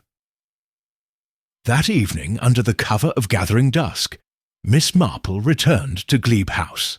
The constables were gone. The house had been released from official supervision. Its front garden, once meticulously trimmed, was now wind-blown and overgrown. The gate creaked on its hinges, but Miss Marple didn't enter through the front. She circled around to the back, to the same section of the path where the locket had been hidden.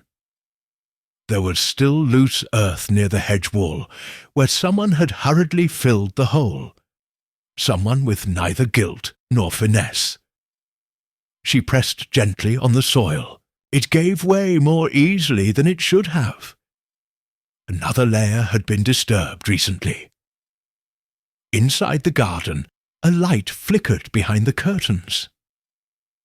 Edward Arkwright was home. Miss Marple didn't need to see his face. She didn't need a confession. She only needed one thing. Why now? Why had he returned only after the police had left? Why come back at the exact moment someone buried something near Celeste's body? Why say nothing about the soldier in the photo? And why, above all, carry the same black valise he'd brought with him on the day Celeste was found? At dawn the next morning, a villager walking her dog spotted something strange near the Glebe House wall.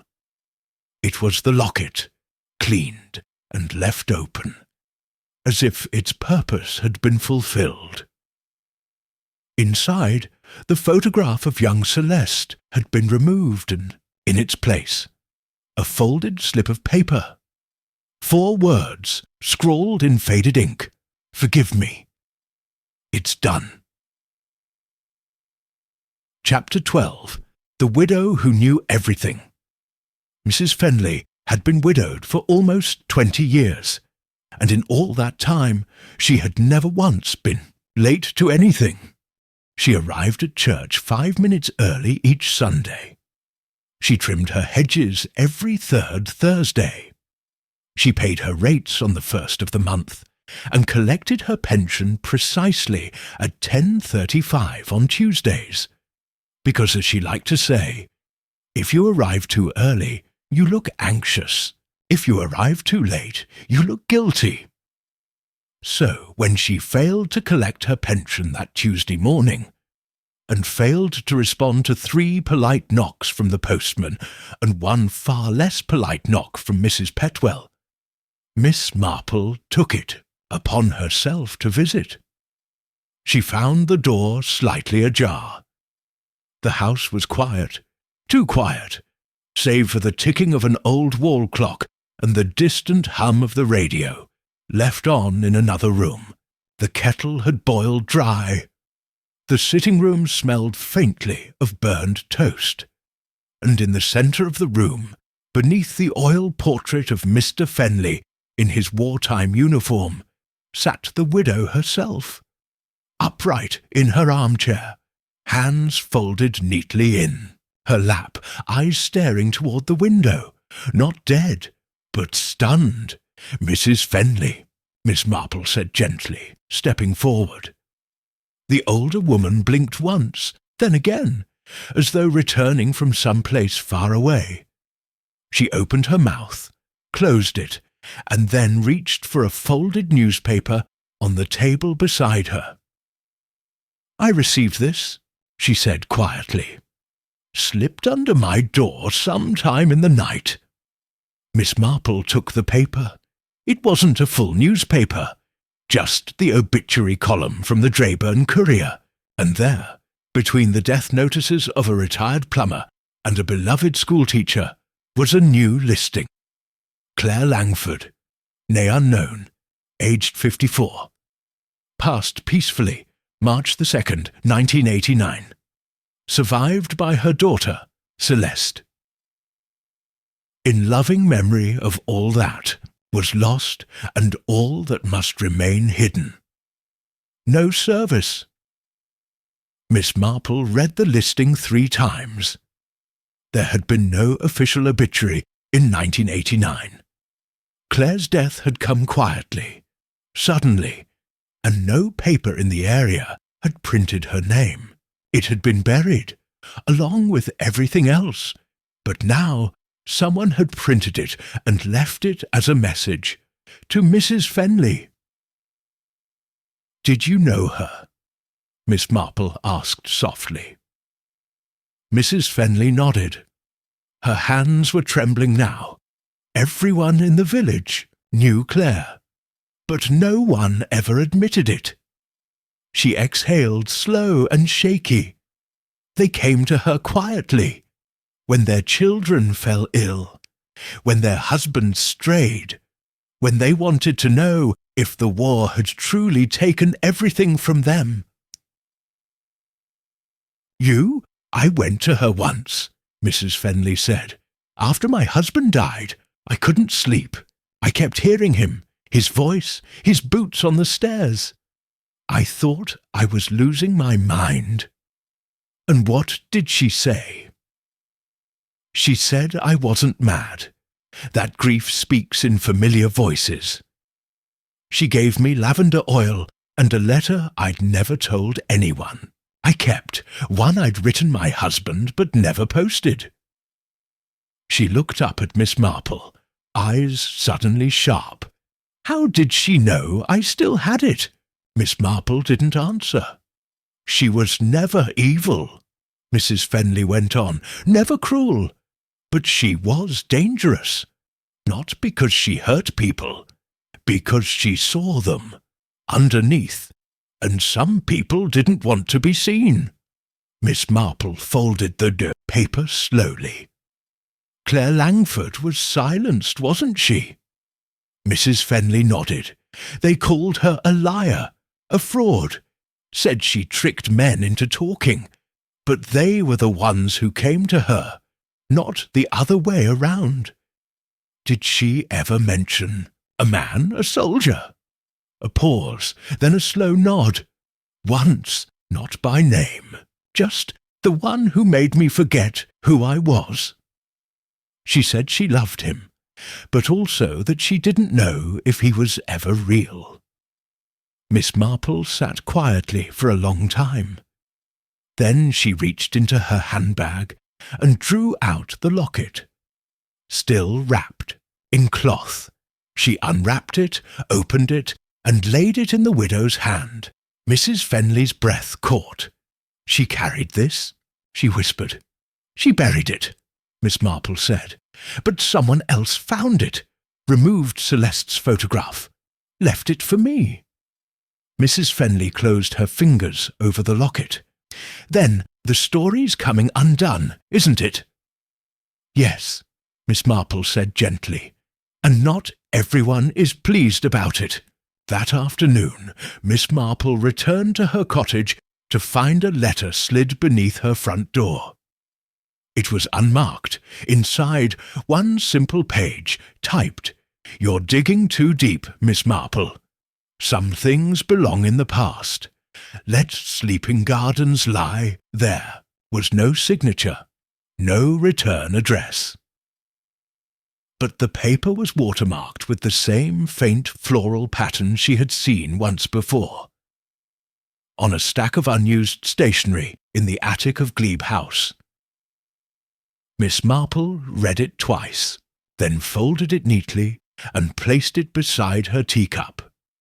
She didn't scare easily, and when someone told her to let it go, it only ever meant one thing: she was closer than ever. Chapter 13. A Funeral with No Body. There had never been a proper funeral for Claire Langford. No vicar had stood over her grave, no hymns had been sung, no eulogy written, no gathering of black-veiled mourners exchanging solemn glances behind handkerchiefs and rose petals. She had been buried quietly, almost privately, without fanfare, as if her death was less an event and more a necessary removal. Miss Marple knew exactly what that meant. In villages like Marleycombe, silence was sometimes louder than bells, and when someone wanted to be erased, they vanished without a trace. But when someone else made them vanish, well, then you'd always find the missing footprints if you looked hard enough. And she was, now looking in places no one had dared look in 35 years.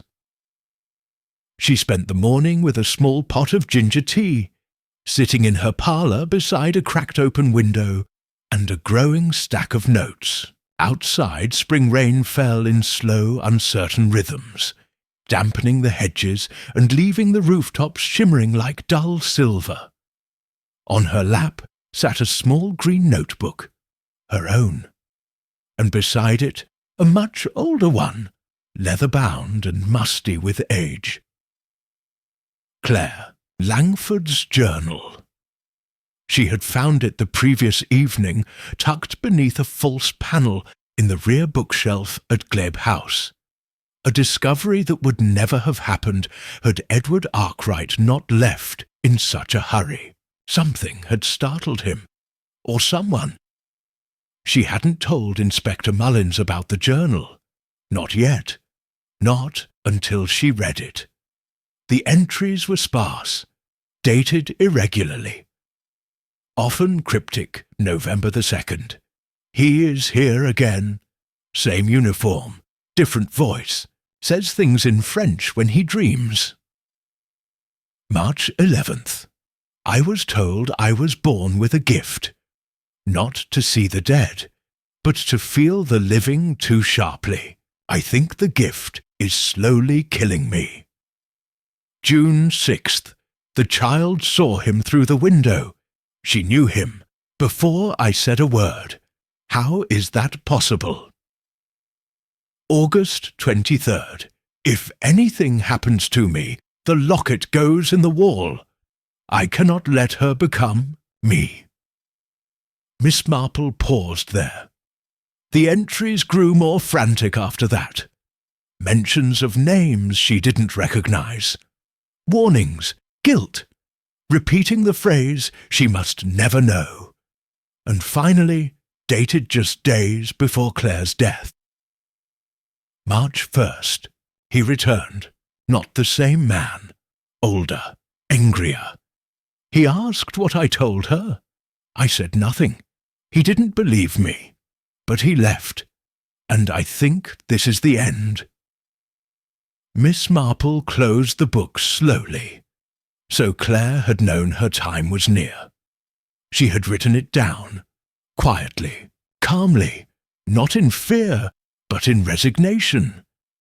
And that meant her death had never been natural. It had been expected, arranged. Later that afternoon she visited the cemetery, not the main path, where polished headstones gleamed with recent grief. She went to the older section, the back rows, moss-covered and crooked, where the names had worn thin and the weeds grew tall between the plots. Plot 42C, Claire Langford's grave. The stone was plain and low, the lettering only recently restored, thanks to Celeste, no doubt, who had come back not to revisit her mother's life, but to understand her death.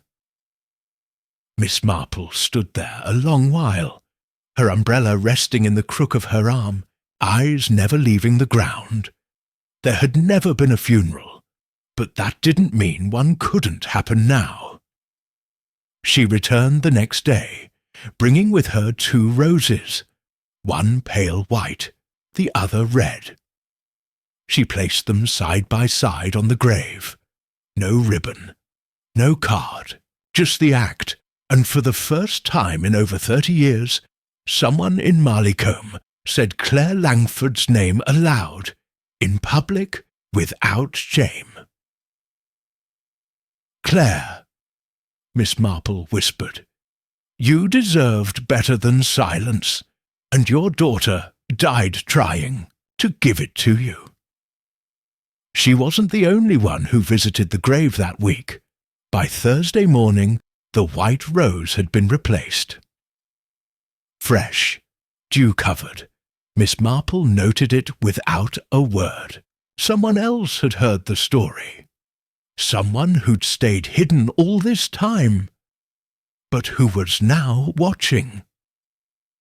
Meanwhile, Inspector Mullins arrived at Glebe House with a search warrant in hand. The journal had not been shared with him, but the tip about the hidden compartment had been. Anonymous, of course.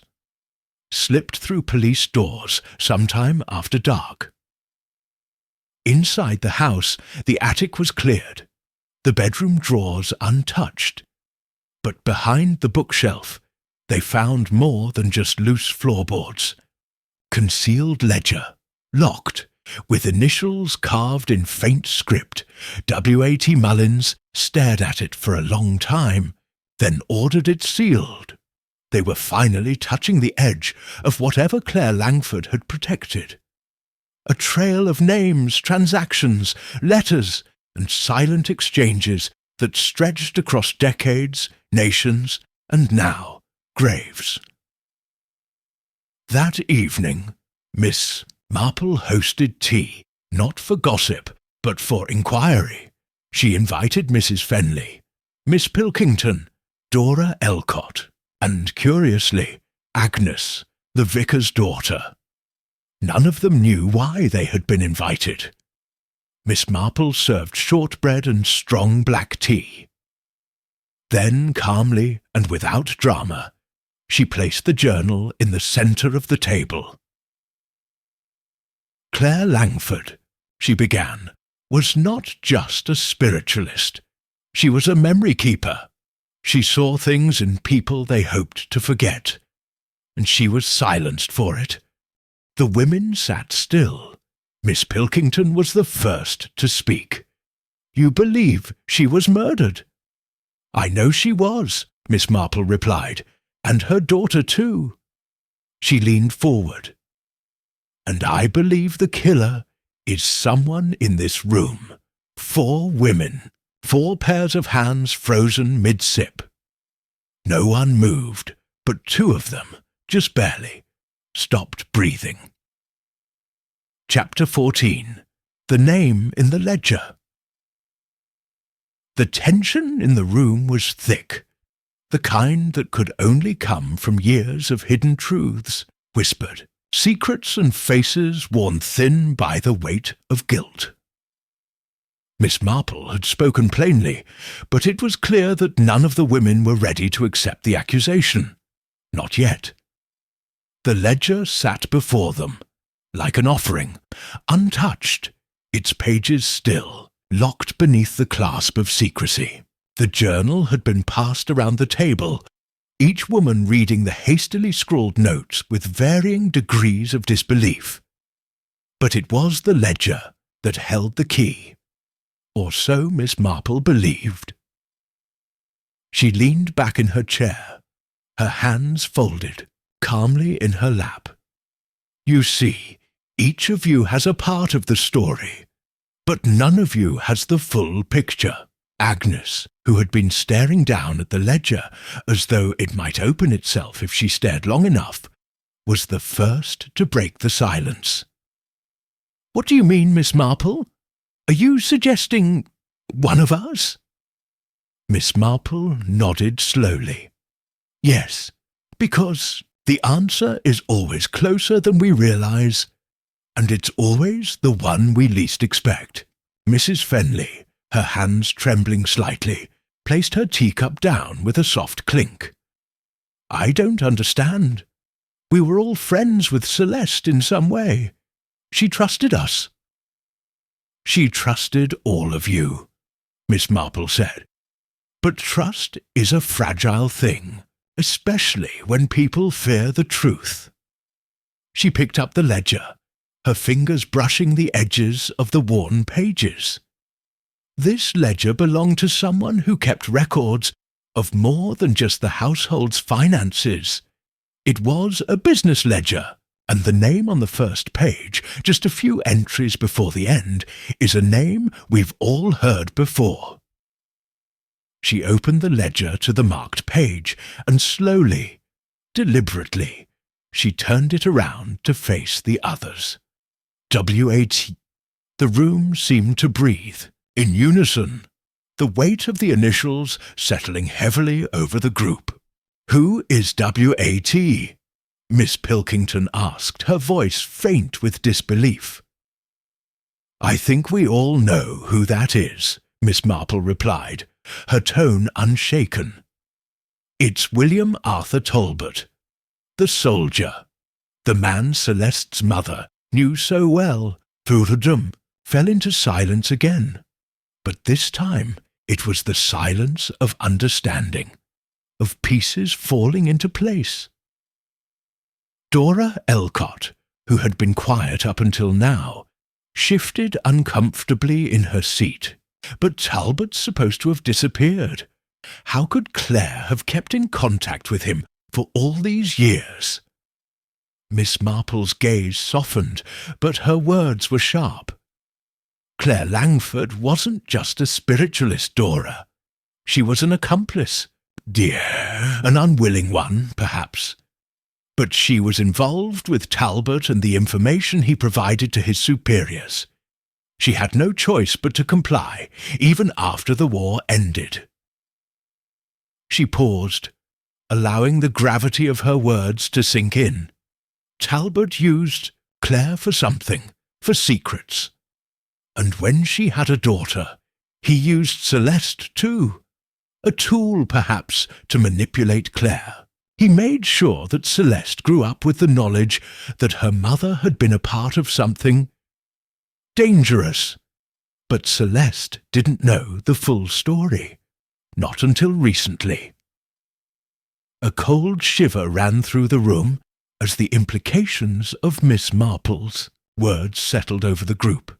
Mrs. Fenley looked down at her lap, her hands trembling. But why kill Celeste? If she had no real part in it, why kill her now? Miss Marple's voice was quiet but firm. Because Celeste came back to seek answers. She came back to finish what Claire had started, to understand the truth. And when she dug too deep, she found something that someone in this room did not want her to find. The women glanced at each other, but it was clear that none of them were willing to speak. Miss Marple, however, did not need them to speak. She had already connected the dots, and the last piece of the puzzle had been set in place. One of you, Miss Marple said, has been covering up the truth. One of you has kept Celeste's death a secret. not just from the police, but from everyone. And you've done it because you didn't want anyone to find out what Celeste knew about your connection to Claire. She let the words hang in the air for a moment. The name in the ledger was just the first clue. The rest of the puzzle is still hidden in the things you've tried so hard to bury. The evening stretched on in tension, each word and silence carefully weighed. Miss Marple did not push further. She had already revealed what was needed. The rest, she knew, would come in time. At the end of the meeting, she closed the ledger, her fingers brushing over the worn cover. The truth is never simple, but it's always there, waiting. And when it's found, it changes everything. The women left in a quiet procession, each of them lost in thought. Miss Marple lingered for a moment longer, her eyes following their retreating figures, then turned toward the fire. She knew this was only the beginning. 2 days later, Edward Arkwright came to Miss Marple's cottage unannounced. She had expected him. In fact, she had anticipated his visit ever since the meeting in the church hall. His return to Glebe House had not been coincidental, and neither had his silence. He knocked firmly, the sound resounding through the walls of the little cottage. Miss Marple opened the door and stood quietly, not inviting him in immediately. "Good afternoon, Miss Marple," Edward said stiffly. He was still wet from the rain, his coat damp and clinging to him as though he had been caught in a downpour. "I didn't expect to see you so soon, Mr. Arkwright," Miss Marple said calmly. He hesitated, then stepped inside. "I believe we need to talk." "Yes, we do," Miss Marple replied, "but not just about Celeste." He stiffened, his eyes narrowing slightly. "What do you mean?" Miss Marple led him into the sitting room, where the fire crackled softly. "You knew the truth, Mr. Arkwright. You knew what your sister was involved in, and what Celeste was trying to uncover." Edward stood by the window, his back turned to her. He said nothing for a long time, his hands clenched at his sides. "You killed her, didn't you?" Miss Marple said gently, "because she came too close to the truth. You killed her to protect yourself." Edward turned slowly, his expression grim. "I didn't kill her, Miss Marple, but I knew she was going to get herself killed. I tried to stop her. I tried to warn her, but I couldn't." Miss Marple met his eyes. "You were involved with your sister's secrets. You tried to erase the truth, just like she did, but you couldn't erase Celeste, not without paying the price." Edward's eyes fell to the floor. "Sometimes," Miss Marple continued softly, "the past doesn't let you move on, and when it catches up to you, it's too late." Chapter 15. The Cost of Silence. The next few days were a blur of muted conversations and quiet suspicions, as the weight of the truth began to press harder against the villagers of Marleycombe. The murder of Celeste Arkwright had sent ripples through their small, contained lives, and Miss Marple, as always, had been the calm centre of it all. But even she could feel the increasing sense of dread that had settled over the village, like a storm cloud.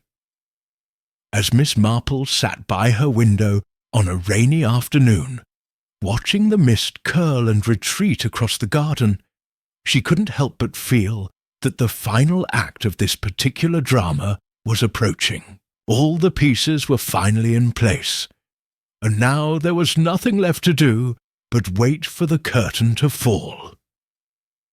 She had known Edward Arkwright wasn't entirely innocent. No one who buried secrets for as long as he had ever could be. But she hadn't known, not until he confessed, that his involvement ran deeper than she had imagined.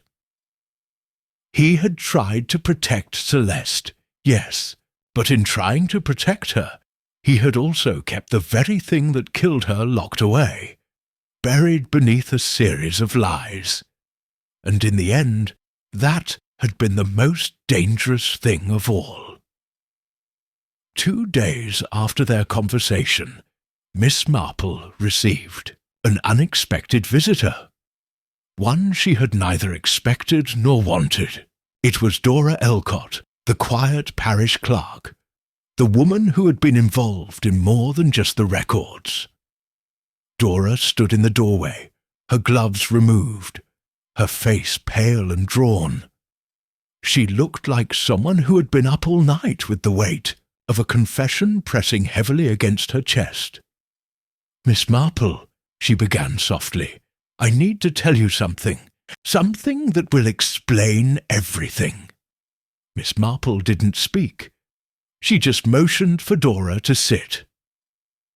"I knew Claire Langford," Dora continued, her voice trembling. "Not as well as some of the others, but I knew her. She came to me once, back in the late 50s, after she first arrived in Marleycombe. She was looking for information about her mother, about the past, and she wanted to know about the woman who had lived in Glebe House before her." Miss Marple's eyes narrowed. "Madame Larocque." "Yes," Dora said, her voice barely above a whisper. Claire believed that her mother had been involved in something dangerous. She didn't know the full story, but she thought the answers were buried in Marleycombe. She came to me because she thought I might have known more." Miss Marple leaned forward slightly. "And did you?" Dora nodded slowly, her eyes avoiding Miss Marple's. "I didn't know much at the time, but I knew about the war. I knew about the men who came to Glebe House, and I knew that Claire wasn't just a widow. She had been involved with Talbot. She had been part of something much darker than anyone realized." Miss Marple said nothing. She didn't need to.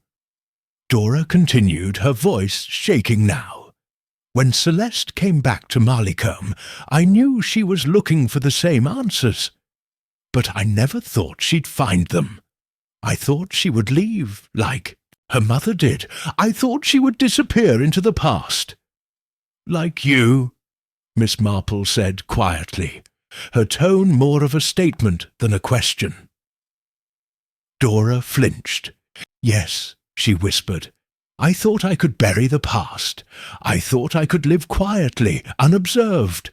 But Celeste wouldn't let it go." She paused, and Miss Marple could see the guilt in her eyes. "She came to me, Miss Marple. She came to me looking for answers. She found out more than I thought she would, and when she did, I knew I had to stop her." Miss Marple's heart began to pound in her chest. "You killed her!" Dora's head dropped into her hands. "No, not directly, but I helped. I helped bury the truth.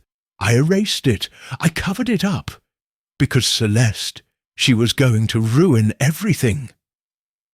Miss Marple stood, her eyes hardening as she studied the trembling woman before her. "But you didn't bury Celeste, did you?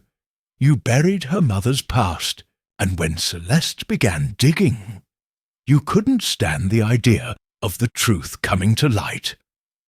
Dora's shoulders shook as she nodded. "I couldn't. It wasn't just Celeste. It was everything. If the village found out the truth, everything would change. All the lies, they would come crashing down." Miss Marple shook her head slowly, her voice quiet but stern. "And so you helped protect them. The men from Celeste's mother's past. You helped protect the lies they built their lives on. Dora let out a ragged breath, looking up at Miss Marple through tear-filled eyes. I thought I could stop it. I thought if I buried it, if I kept the truth buried, everything would go back to normal. I thought I could hide forever. Miss Marple studied Dora for a long moment, the weight of her confession settling in the room between them. But you didn't, Miss Marple said softly. You couldn't. Dora's face crumpled. I know. And now Celeste is dead and there's no way to undo what I've done. Miss Marple sat back down slowly, her mind racing through the tangled web of lies and deceit that had kept Marleycombe so quiet for so long. She had known all along that the truth was closer than anyone could imagine. And now, with Dora's confession, the final piece had clicked into place. Dora had been involved, yes. She had been a part of the cover-up. But she was not the one who had killed Celeste. The murderer was still out there. Miss Marple sat quietly, her thoughts racing. The rain had stopped by the time Dora left, and the air felt thicker now, more oppressive. The walls of Marleycombe, once so familiar and comforting, now seemed like a cage. As she walked back toward the window, Miss Marple looked out over the garden, her mind turning over the pieces one last time. Edward Arkwright had done what he could to protect his sister's secrets. He had tried to shield Celeste from the truth, but in doing so, he had allowed the lies to fester. And when Celeste began to uncover them, when she began to ask the right questions, he had been forced to make a choice. And in the end, he had chosen silence. But silence came at a price. Miss Marple knew that now. Chapter 16. The Truth We Bury By. The time the fog had fully lifted from Marleycombe, it was clear to Miss Marple that the village had been changed irrevocably. No longer could it remain the quaint, sleepy place it once was, where the loudest sounds were the clatter of the church bell or the occasional argument over the quality of jam. Now the air was thick with secrets, and the whispers that had always been there were louder than ever. The truth, as it always does, had begun to claw its way to the surface. Miss Marple had been right about one thing. There were always clues, always little pieces that, when placed together, formed a picture far larger than anyone was prepared for. But now it was time for the final part of the puzzle to fall into place. The rain had cleared by the following morning, but the air was still damp, heavy with the sense that something had been unsettled. Miss Marple sat at her desk, writing a letter to Inspector Mullins, when the knock at the door came. She wasn't surprised. She had been expecting it. Dora Elcott's confession had been a tipping point. It had been the final unraveling of the careful web of lies that had been spun around the Langford family and the village of Marleycombe. But now the most crucial step remained. Who would be the first to come forward and face the truth? Miss Marple opened the door to find Edward Arkwright standing in the threshold. His posture was stiff, his eyes guarded, but his face betrayed something else, a weariness that had settled into his bones. He was no longer the man who had tried to bury the past, but someone who had, at last, been forced to confront it. "I need to talk," he said quietly, stepping inside without waiting for an invitation. Miss Marple gestured for him to sit. "I thought we were done talking, Mr. Arkwright." He looked at her with a sharp, pained expression. No, Miss Marple. I've been running from the truth for too long, and I can't run any longer." Miss Marple set her tea aside and studied him carefully. "Then let's hear it."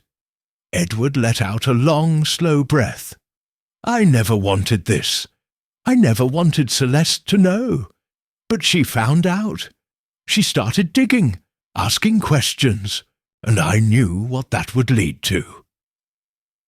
"And you thought you could stop her?" Miss Marple asked, her voice calm but piercing. He nodded, his eyes darkening. I tried to make her understand, to make her see that some things weren't meant to be uncovered, but she wouldn't listen. And when she found the photograph, she knew. She knew about Claire, about Talbot, about everything." Miss Marple's gaze sharpened, and that's when you decided to silence her. Edward looked down, unable to meet her eyes. "I didn't kill her, Miss Marple, but I helped cover it up. I thought I could control it, that I could keep things quiet. But I never realized that her death would be the price we would pay for all of it."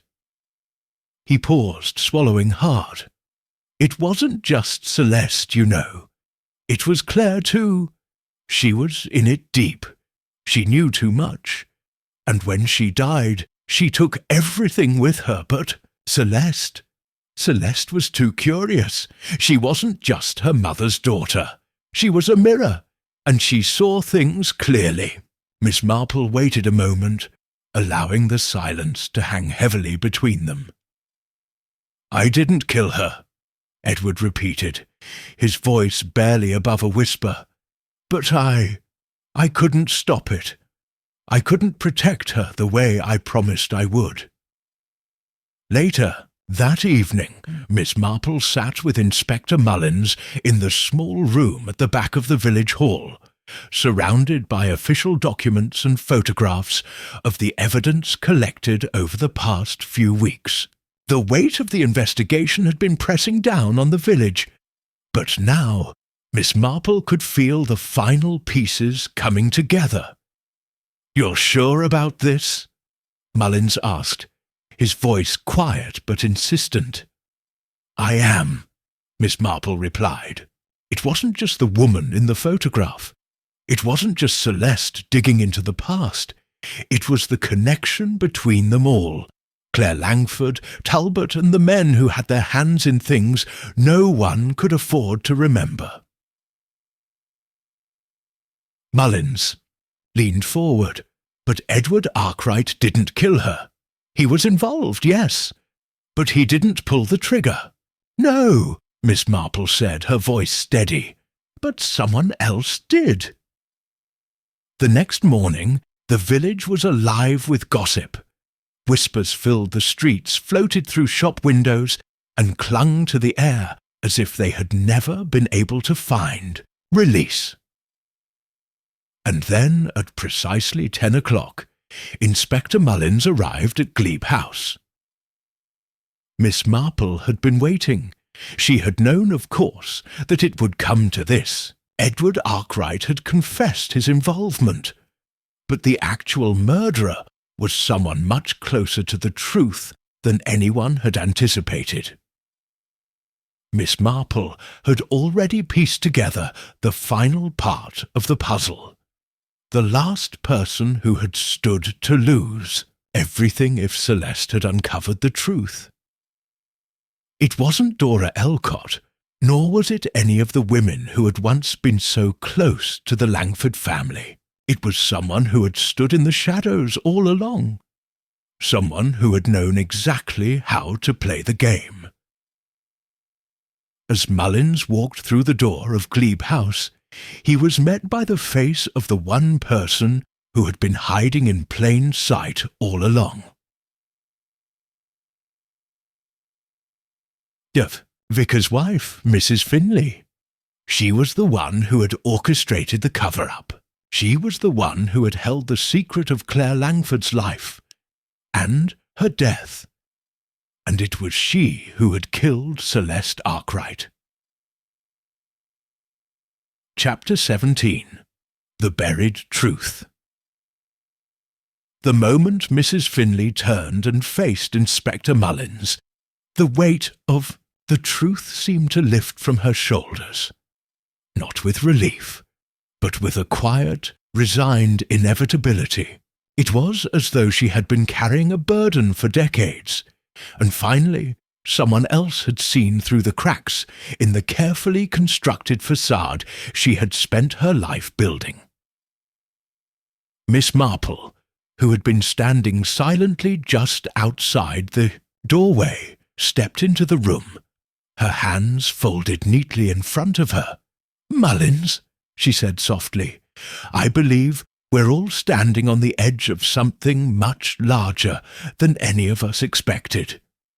The inspector nodded, his face tight, his hands clenched at his sides. "Mrs. Finley," he said, his voice low but steady, "you've been involved in this from the very beginning, haven't you?" The vicar's wife stood motionless, her face as pale as the ghostly figures in old paintings. She had known this moment would come. It had been written in the faint, sorrowful lines of the village's history, and it had been buried in her own heart, waiting for the day when she could no longer silence the past. "Yes," she said, her voice barely audible, "I've been hiding the truth for far too long." Miss Marple's eyes locked onto Mrs. Finley's, her expression unchanged. The truth about Claire Langford, about the connections between her, Talbot, and the men who made sure her secret stayed buried. Mrs. Finley blinked, but it was the sudden crack in her voice that betrayed the years of silence. "You don't understand. I did what I had to. I protected my family, my husband, my children. Celeste was a threat. She always was." Miss Marple stepped forward, her voice calm, unwavering. "And you killed her!" The words hung heavy in the air, and for a moment the only sound in the room was the soft ticking of the clock on the mantelpiece. Mrs. Finley's face crumpled, and the tears she had kept hidden for so long began to spill. "I didn't want to, but when she started asking questions about Claire, about Talbot, about the past, I realized I couldn't let her uncover what we had buried. I couldn't let her bring all of it back." The inspector took a step forward, his gaze hardening. "You killed her to protect the family, to protect the secret." "Yes," Mrs. Finley whispered. "It wasn't just about the money or the power. It was about protecting what we had built. Celeste, she was too close. She would have destroyed everything."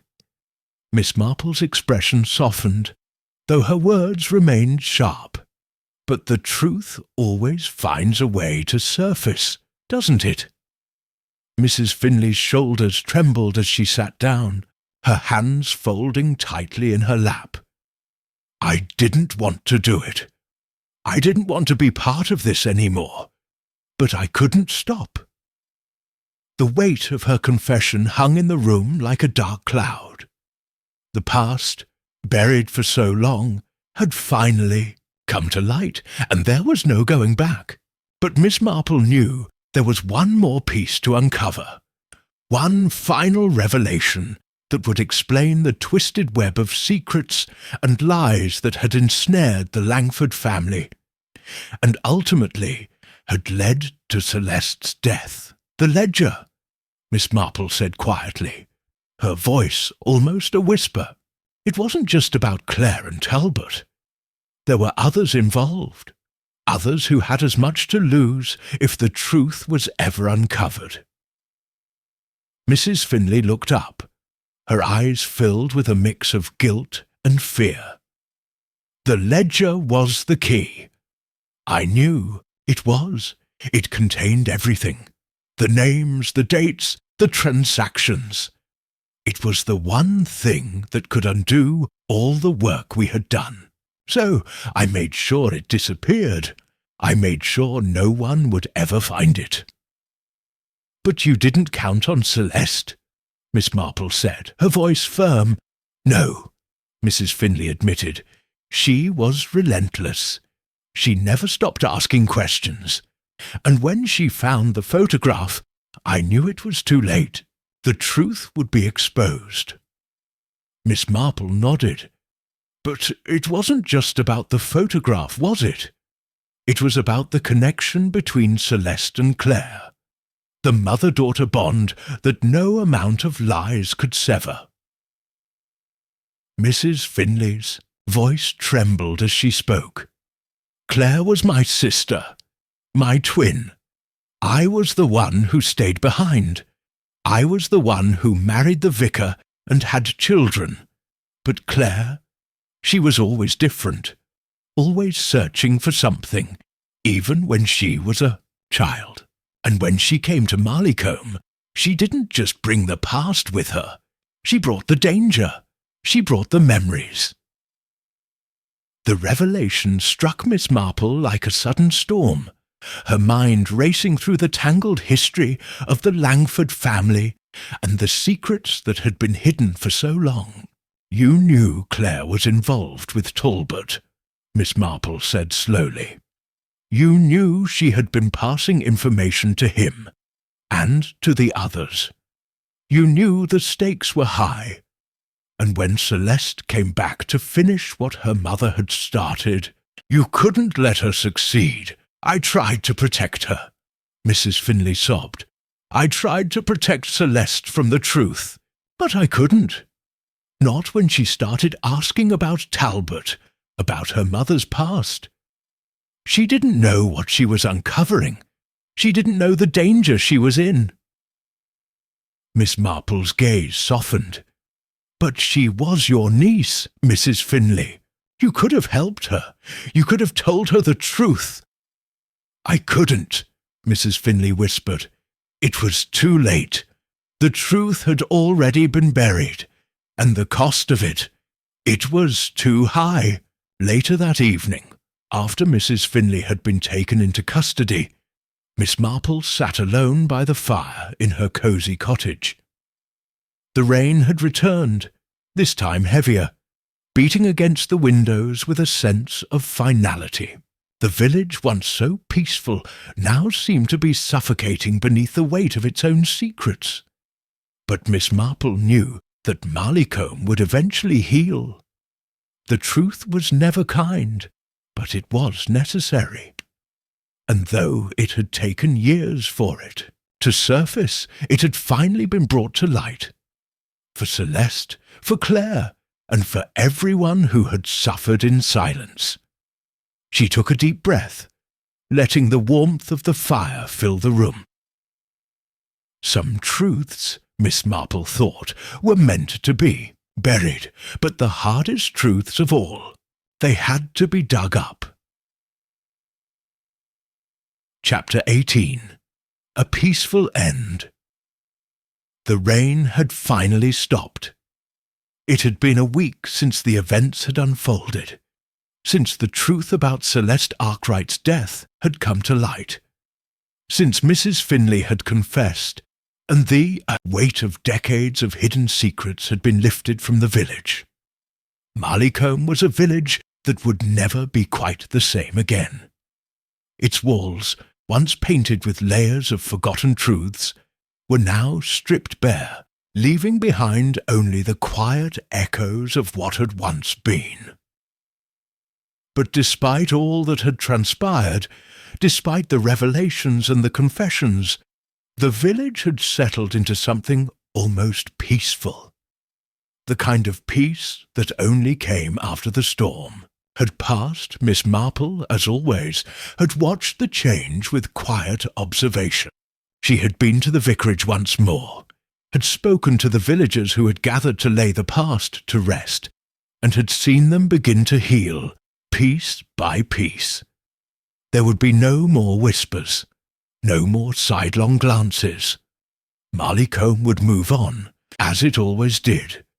But the scars, like the weathered gravestones in the churchyard, would remain.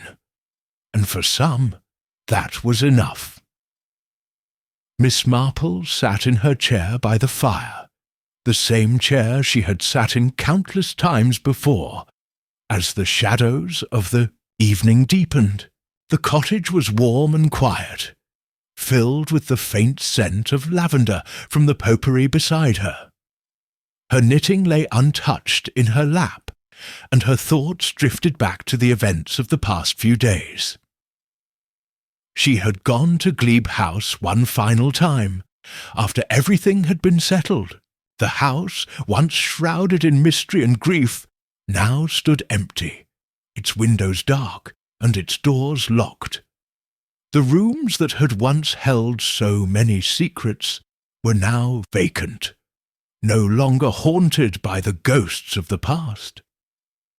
As Miss Marple had stood in the garden, gazing at the ivy-covered walls and the overgrown path, she couldn't help but feel a sense of quiet resolution. The garden that had once been the site of so much pain and death was now just a garden again, wild and untamed, but no longer a place of fear. The truth, after all, had a way of doing that. It didn't always bring comfort, but it always brought clarity. That evening, Miss Marple received an unexpected visitor. It was the vicar, Reverend Percival Penrose. He had been a quiet but steadfast figure throughout the events, offering his prayers and guidance to those who had needed it. But tonight, he seemed different. His usual composed demeanour was tinged with something else, something that resembled both relief and sorrow. "Miss Marple," he said, his voice soft, "I came to thank you for everything." Miss Marple set down her knitting, her eyes meeting his with that calm, knowing gaze. "You're welcome, Reverend, but I believe it was not me, but the truth that has done the most work." He smiled faintly, but there was a sadness in his eyes. "Truth is a difficult thing, Miss Marple. It's hard to face, especially when it uncovers things we would rather not see." "I know," Miss Marple said quietly, "but it is the only thing that can truly set us free, even if it doesn't always bring the peace we hope for." Reverend Penrose nodded, as though he understood. He stepped closer, hesitating for a moment before speaking again. "I've been thinking a great deal about Celeste. She was so full of promise, so full of life. And yet, in the end, it was that very life that led her to the truth." Miss Marple looked at him with a soft smile. "She was like her mother in many ways, curious, determined. But in the end, Celeste was not just seeking the past. She was trying to find a way forward. And that is what makes her death so tragic. She was caught between two worlds." Reverend Penrose nodded again, his face filled with a quiet understanding. "And the village? Will we ever truly be able to heal from this?" Miss Marple thought for a long moment before answering. "Healing is a slow thing, Reverend, but it can happen, if we allow it. The truth has a way of breaking things open, but it also has a way of making space for what's new, for what's good." He smiled, a sad but genuine smile. "Thank you, Miss Marple, for showing me that there is always hope, even in the darkest of times." Miss Marple nodded, watching as the vicar stepped toward the door, pausing for just a moment before leaving.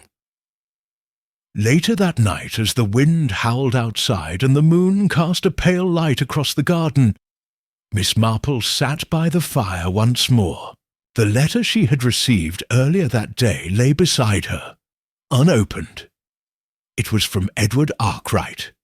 She had expected it. He had asked to speak with her one last time, to explain things, to perhaps offer some closure. And though she had no particular desire to hear his side, she knew she would. She opened the letter slowly. "Miss Marple, I know I have much to atone for the lies, for the silence, and for the pain I caused Celeste and the village. I wish there was more I could do, but I know I can never undo the harm I've done. I've left Marleycombe now, and I'll never return. But I wanted to thank you, in some small way, for showing me the truth is not something to fear. It's something we must face, no matter the cost. Perhaps one day I'll find peace.